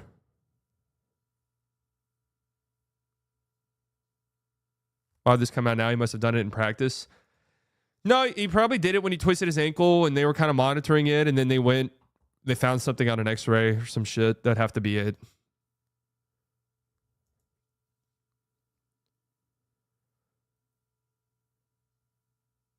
It's too much from the injury date. What the fuck is wearing low top tennis shoes again instead of high tops? Fire someone.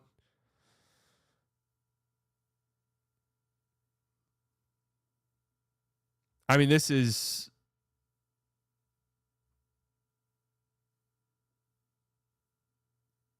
this is...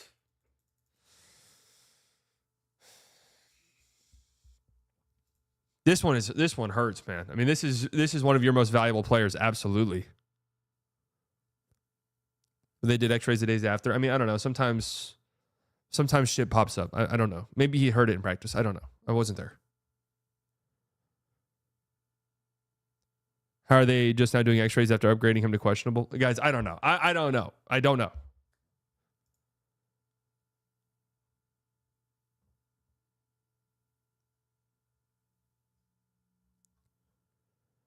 We have to make a trade at this point. Do you? I mean, do you make a panic trade now? I don't know. What does a panic trade even look like? Yeah, sometimes x-rays don't see stuff. Kelly Olynyk. Oh. Claxton.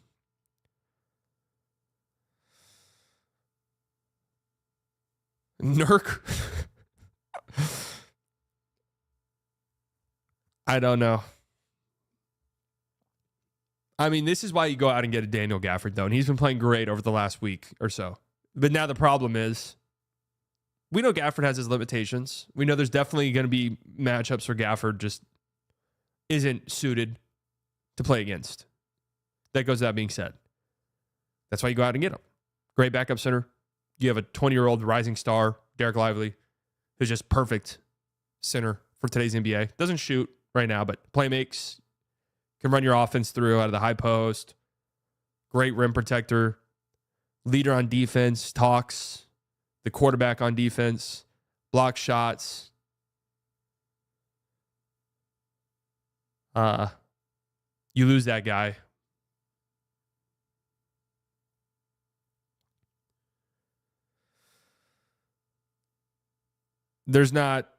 I don't think there should be a panic trade. I think that would be a bad move. You're already limited in the assets that you have. You have to be smart. You make a panic trade for, let's just say you make a panic trade for a center.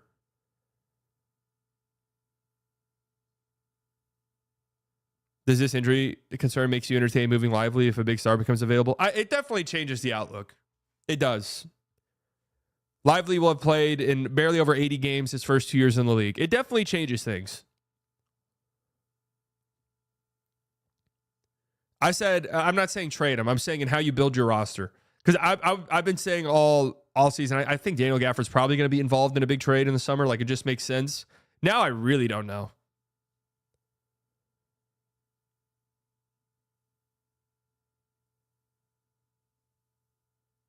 You can't throw another season away with Luke and Kai. I mean, you're not throwing a season away. It's not like you're throwing a season away. You're getting fucked here. You're running out of things to do.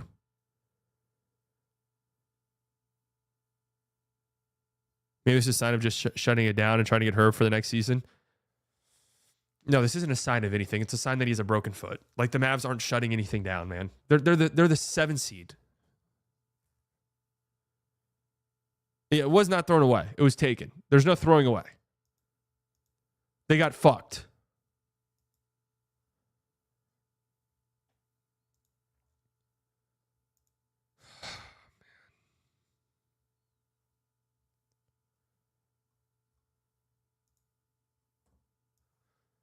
Just looking at the lineups here with like the best lineups for the Mavs. I mean, look at this starting lineup. We'll never see it. We will not see it again this season. Plus 25.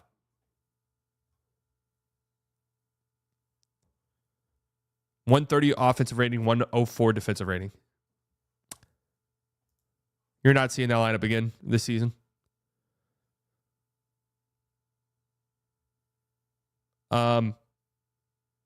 Look at some of the other great lineups the Mavs have. Dinwiddie, Najee Marshall, Klay Thompson, PG Washington, Derrick Lively. That's plus 5.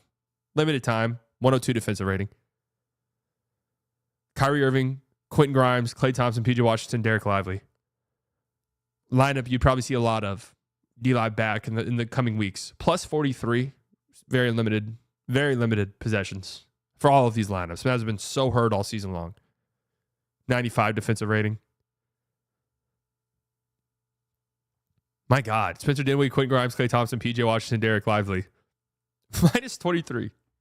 So the same exact lineup with Kyrie instead of Dinwiddie. I mean, that's just so few possessions that could just be one game throwing that off completely. Kyrie, Spencer Dinwiddie, Klay, PJ, Derrick Lively plus 32. You notice something here?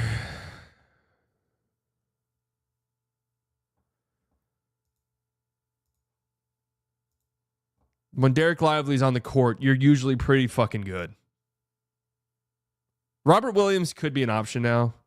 I mean, that would just be hilarious. All of our centers are hurt. Let's trade for Robert Williams. But he could be an option at this point.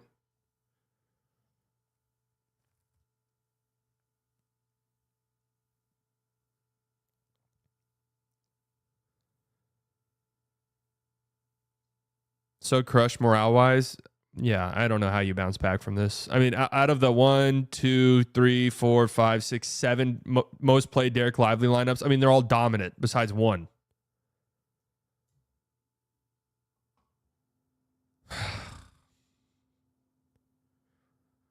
Do we need a new medical staff? I mean, don't they have a new medical staff? What's the ceiling for this team now? I mean, in their current form, none. I mean, missing the playoffs, missing the play-in tournament entirely is absolutely on the table. It is.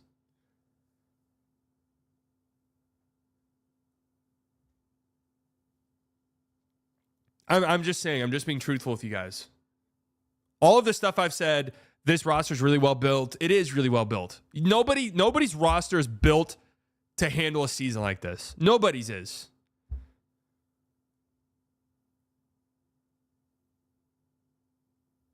There really isn't. There isn't a team in the league that is built to sustain something like we've seen from this Mavs team.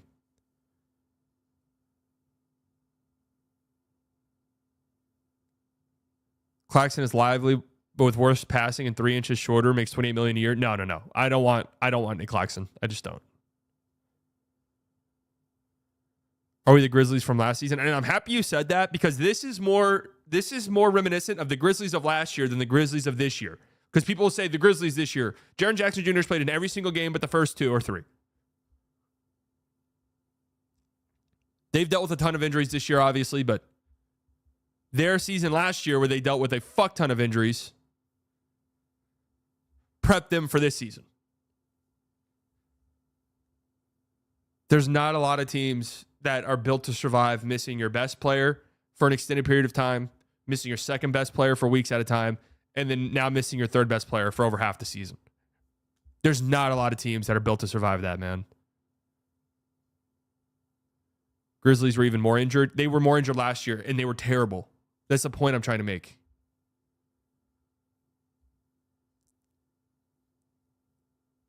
There's no team built to survive this. Did the Mavericks roster build in reverse order? Luka was so good it threw off draft capital. Now injured. Now injuries could cause the Mavericks to have 2 lottery picks in this draft, plus Derrick Lively. Why would they have 2 lottery picks in this draft? Odds that Shambomb is rotten, very small to nil.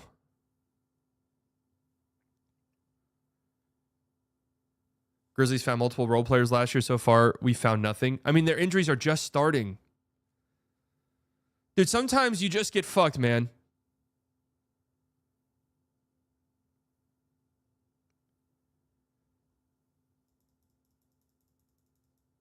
Sometimes I know we want to have some people to blame. We got to be mad. We got to be mad. We always have to be mad. We have to be mad at somebody. We have to be mad at the coach. We have to be mad at this person. It's your fault. It's your fault. It's your fault. Sometimes you just get fucked, man.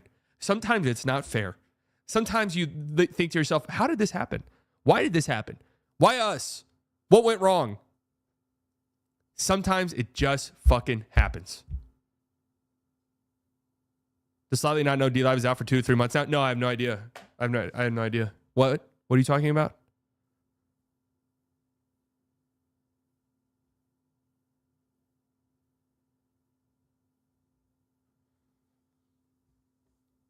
Sometimes shit just happens.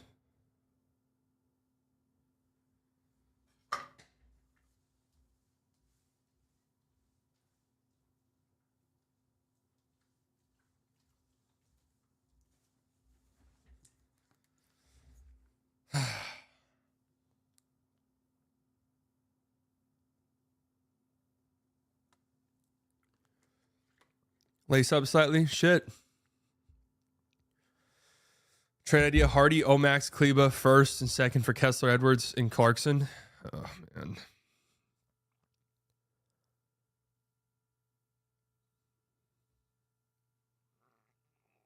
Mavs will be fine. Use the picks wisely. Make the play in.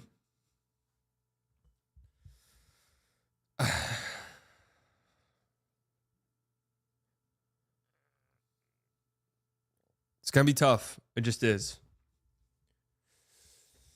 The Suns and Kings are probably about to improve their rosters pretty significantly, is what it sounds like. Like Jimmy Butler to the Suns feels like a foregone conclusion at this point, and Cam Johnson to the Kings stuff's heating up significantly.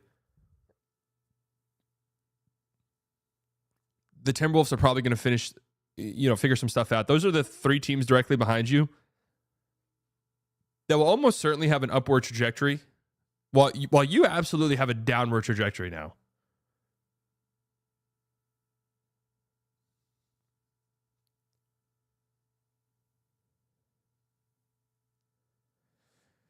Sometimes you just get fucked, man. Sometimes it's not fair.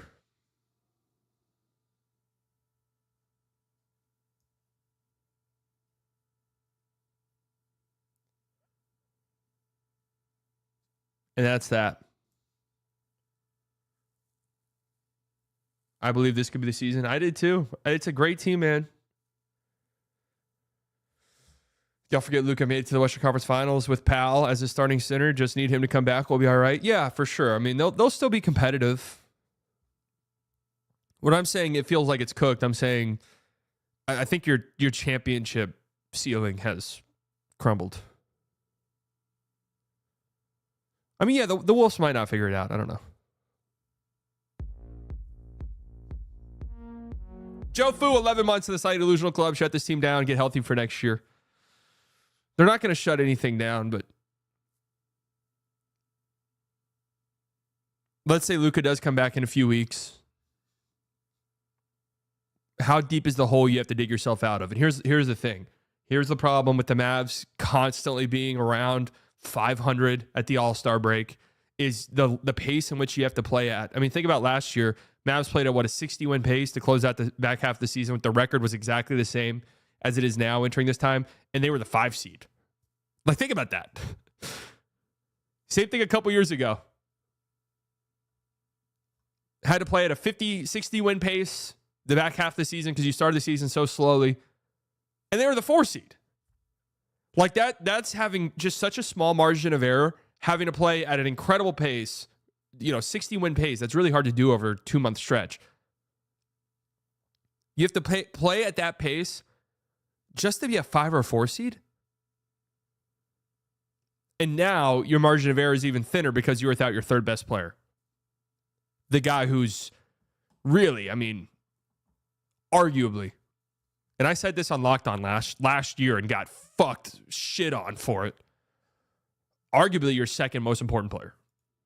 That's not a slight to anybody. But you just don't have, and the most valuable player on your roster, you don't have somebody to replicate what he brings to you.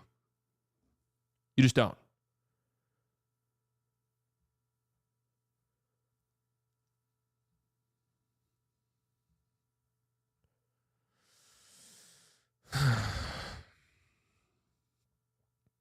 If the Mavs want to play more cautious with Luka, does Clay think maybe I should move on to finish my career somewhere else?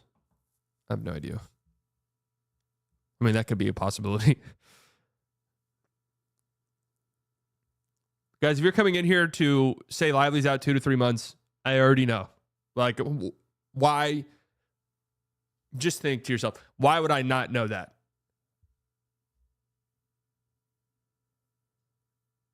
Lively can still come back by playoff time? Yeah.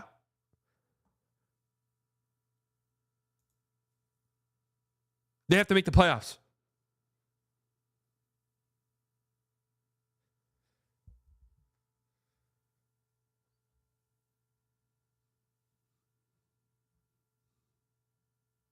I was telling a chatter. Okay, my bad.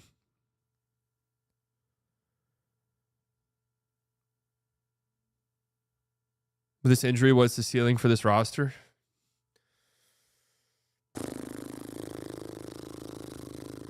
It's going to be tough to win games, man.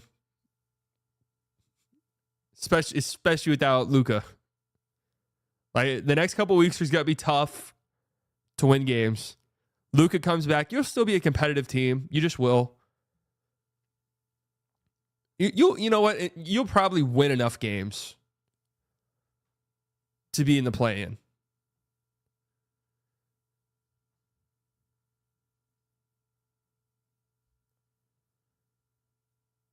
But then from there, I don't know.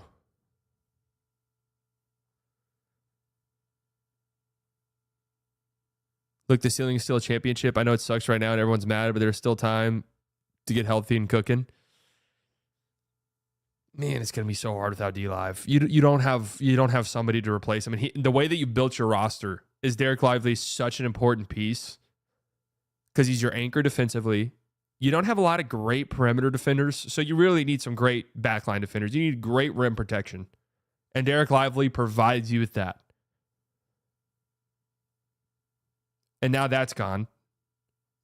A lot of your offense has been built around, hey, we're going to space the floor. We're going to spam pick and rolls. We're going to spam dribble handoffs. Derrick Lively's a phenomenal player in the short roll, can pass.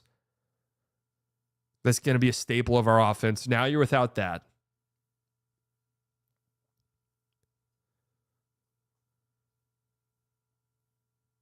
We'll see. Gafford's been playing great the last week. Huge props to him.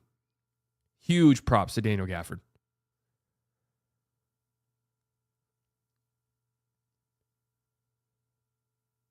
It's going to be hard, but we're talking about the ceiling of this team. I doubt we miss the playoffs even without Lively.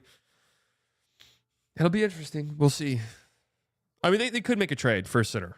They could. There are some stopgap options out there.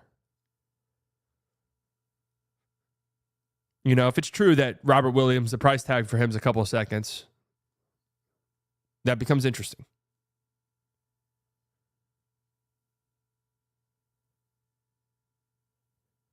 Play small ball. Trade for a big four and play small ball.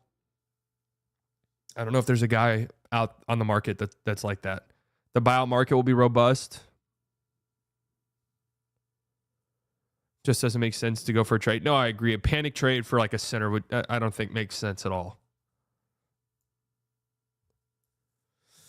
What concerns me the most is Luka playing again for Slovenia, not having any rest again. I've got bigger concerns on my mind.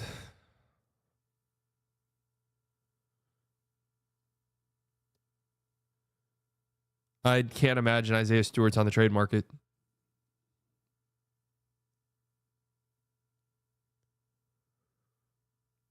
Fill the gap left by an injury-prone center with another injury-prone one would be a great move by the Mavs. Well, I think your hope would be, yeah, this guy's injury-prone, he's out now, but you're injury-prone and you're playing, and we just need that. If you get hurt, can you just wait till our other injury-prone guy's back, please?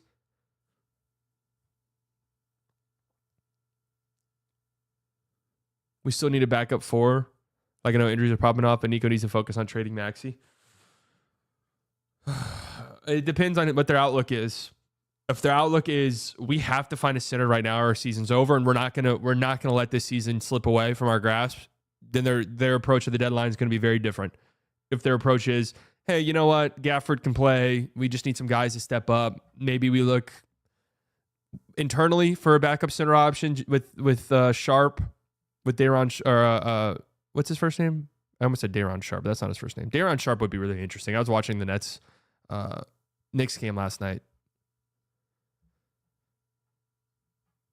Jamarion Sharp. I don't think that's an option, realistically.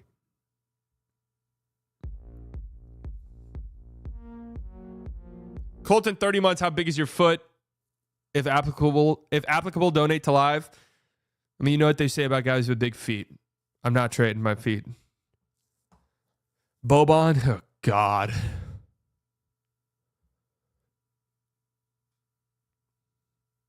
And Dwight's injured. To make matters worse, Dwight Powell is injured. To make matters fucking worse, when we needed Dwight Powell the most, he wasn't even available.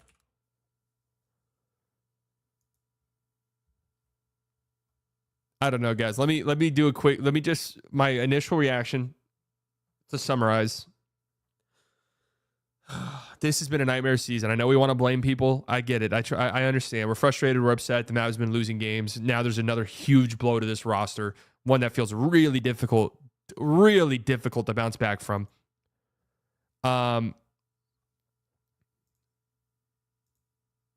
Huge blow to your roster. No two ways around it.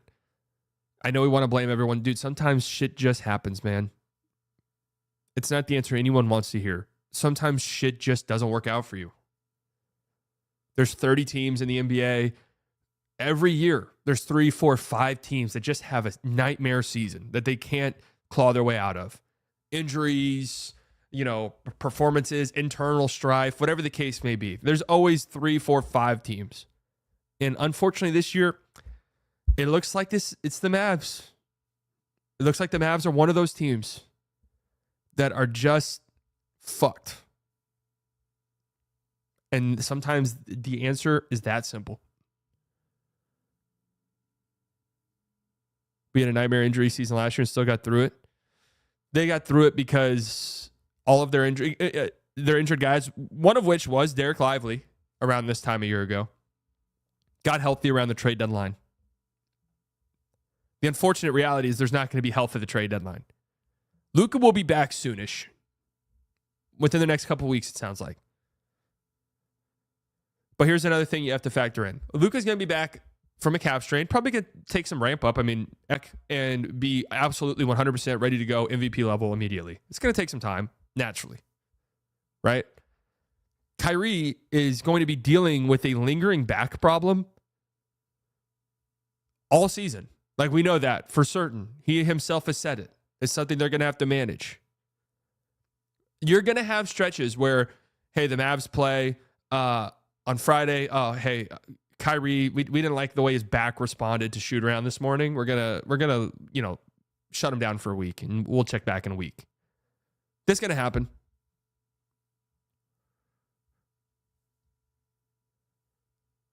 The problem is, as the stuff I've just mentioned, the Mavs are just so much better when Lively's on the court. Their defense is so much better. They rebound so much better.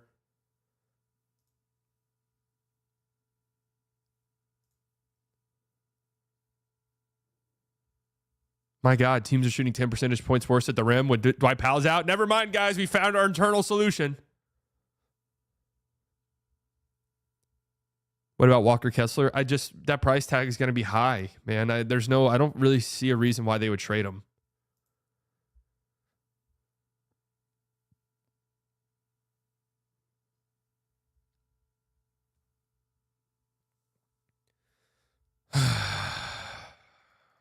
Shams, yay. What's this one? Oh, Jared Vanderbilt's back. Congratulations.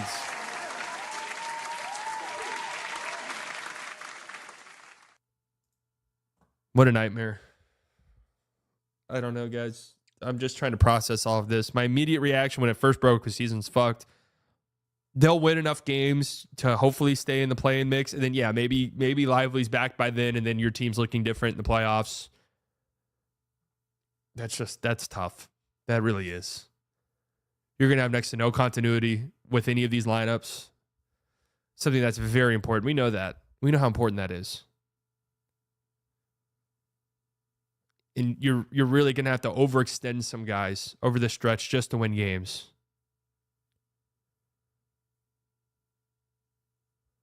I agree, Isaiah. That's what I've been saying this whole time. Injuries have been the biggest problem for this team all season. There's other problems as well, sure.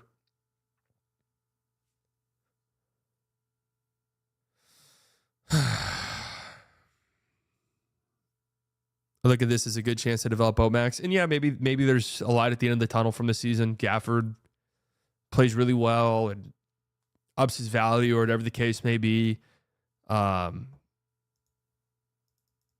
You give an opportunity to some other guys, like Omax, and maybe he starts to develop into an actual real rotational player.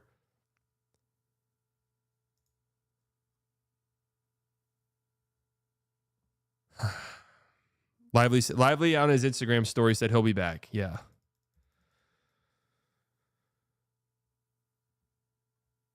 This one is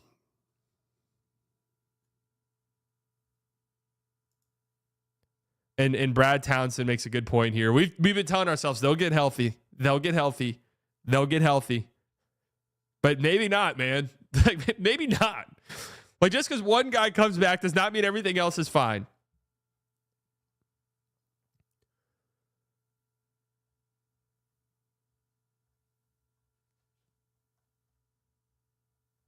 I really don't know what to say.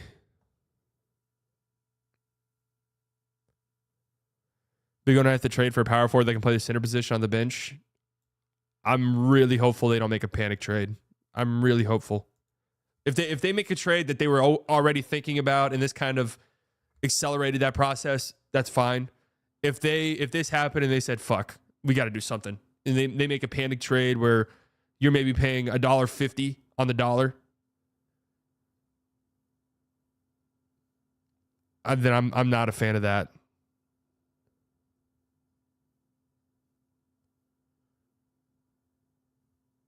We'll have to wait and see what constitutes as a panic trade.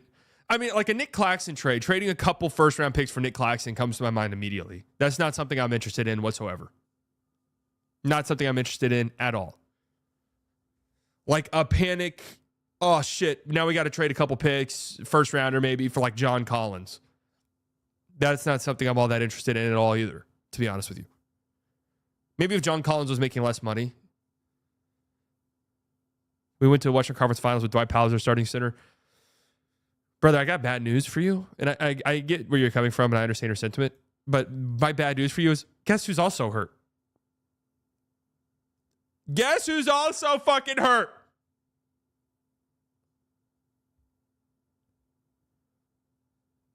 No, Collins wouldn't be terrible, but the way his contract is, it's really weird. It's hard for the Mavs to get that salary.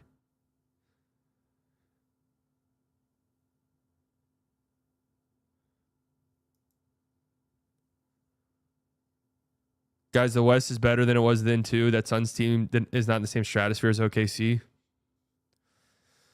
What makes this so much worse is, like, we saw how good this team was, man. That's the shitty part.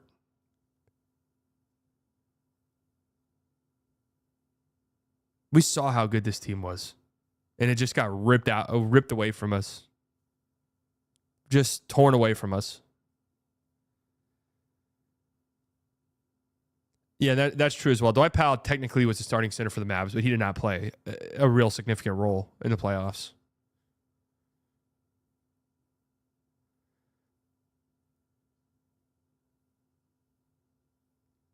What makes it worse is the only real title competition is OKC. The Mavericks have their number as a matchup.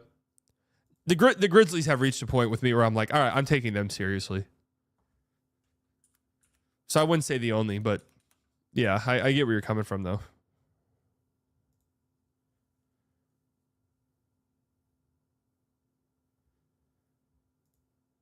This was Derrick Lively's Instagram story. I'll be back.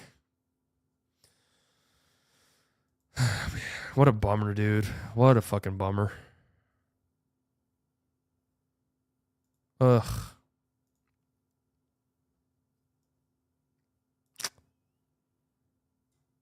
I think I'm going to post that reaction to my main channel, to this channel, instead of the clips channel. That way I just can point to it when anyone asks me about it.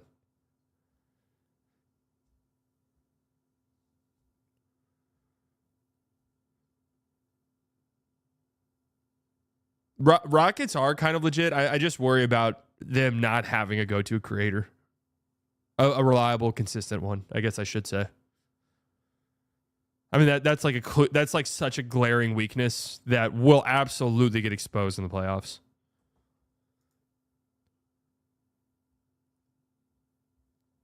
I mean, well, we had another.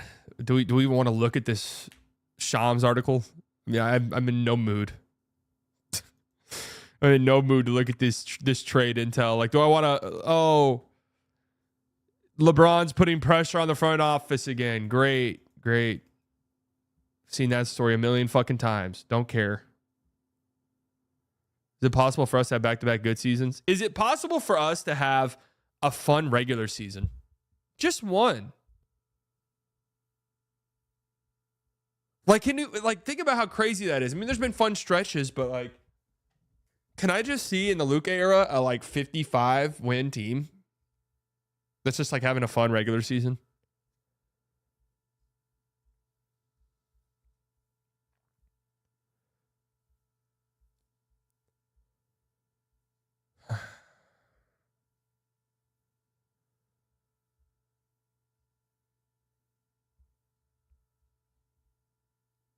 I mean, man, would you trade for Clarkson as a backup point guard? No. At this point, no.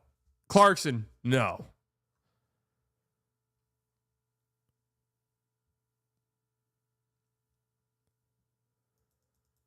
They've had very fun stretches. Don't get me wrong.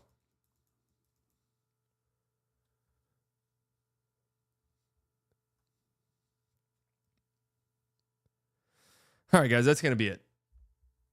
If you're listening to this on Spotify, leave a 5-star review. I love you. Fortunately, the Mavericks play tonight and tomorrow night. We'll be live on playback.tv/SlightlyBiased. Woohoo! I'm going to upload my reaction to this on this channel. You guys want to go back and if you missed some of it or something or whatever, I'm just going to do my live raw reaction. 40 minutes. This has been a nightmare season. I know we want to blame people. Fuck! This shit sucks, man. What do we do to deserve this? You know, wait, what happened?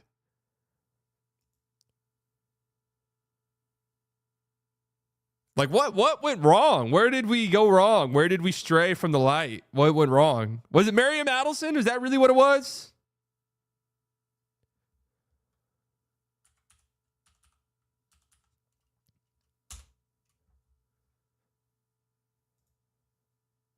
Is that it?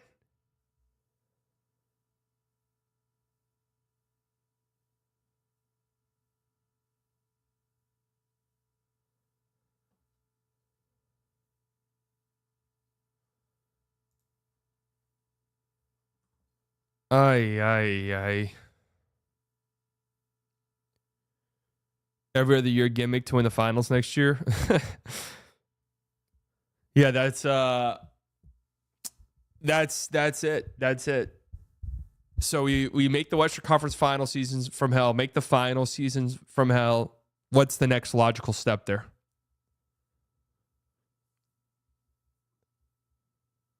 Schefter bomb? What's the Schefter bomb? Can you just tell me it? I'm not looking at his Twitter.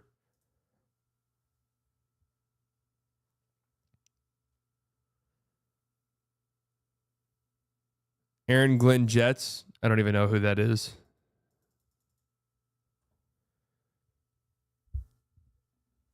Oh, man.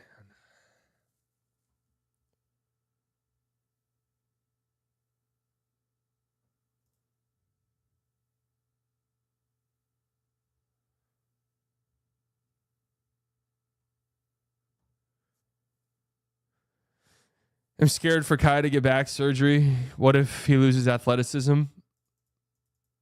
I mean, here's in the current form where everything that could possibly go wrong has gone wrong.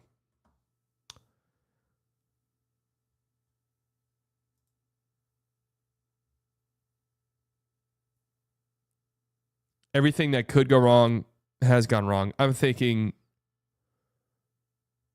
is there a point where maybe they look at Kyrie and they say, hey, let's not like, we want to bring you back this offseason. You're 32. We want 3-4 years of great basketball left out of you. Let's not do any dumb shit here. Let's get that surgery now. That way you're ready to go and fully locked in for the start of next season. I mean, that's where my brain's at.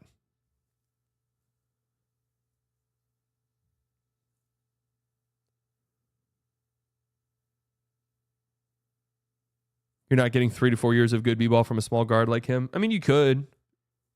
That would take him to 35. I mean, that's not out of the realm of possibility.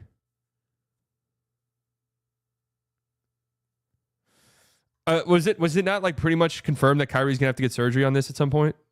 And not like a crazy surgery, but I thought that was what people were saying. Maybe I'm wrong. All right, maybe I'm wrong. My bad. Did you react to the Lively injury? No, I didn't react to it.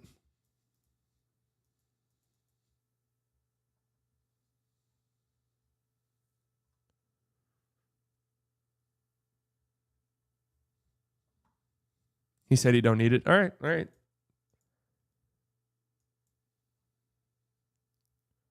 They didn't say it about Kai, but it's usually accompanied with this injury. Maybe that's what I saw then.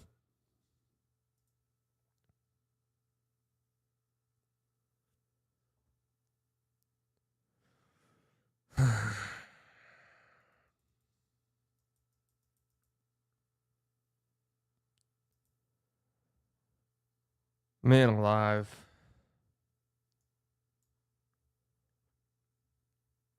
What a nightmare.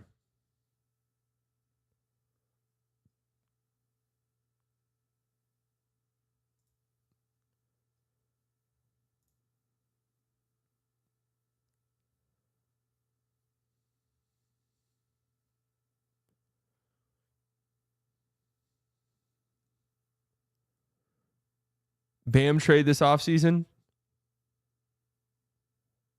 Slightly looks dead inside. I'm just sad, man.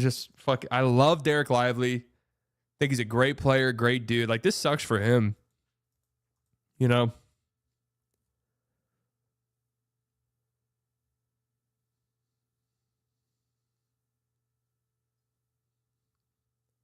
More minutes for Maxey at the 5.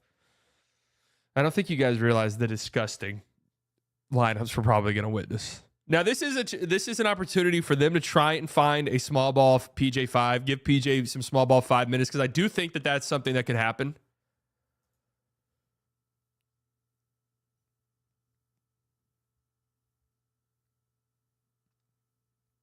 I think they're going to be competitive enough to still be in the play-in mix. Absolutely.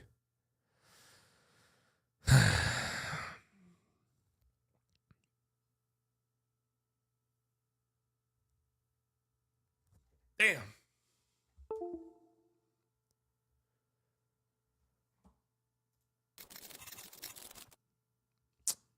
Sucks, dude.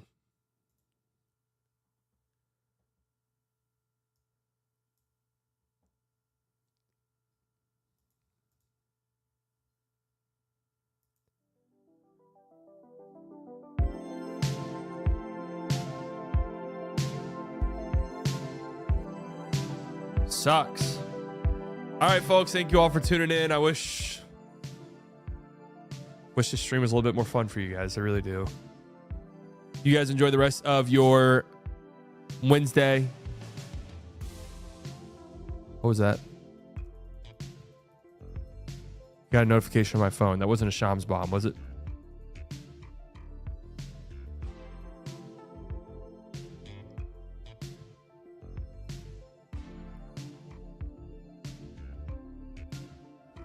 Thank you all for tuning in, all of the OGs, guys. I love you very much. Could have spent your Wednesday afternoon anywhere in the world. You decided to spend it here. New subscribers, I promise you guys will not regret it. Donations, members. Thank you guys so much. You never have to do that, but it helps me out tremendously. It makes me feel so good. You guys enjoy the rest of your day. I'll talk to you all tonight. Playback.tv/slightly biased. Video dropping tomorrow. Video dropping later. I'm just going to post my live reaction to this. And yeah. We'll be back Friday morning for a PowerPoint stream.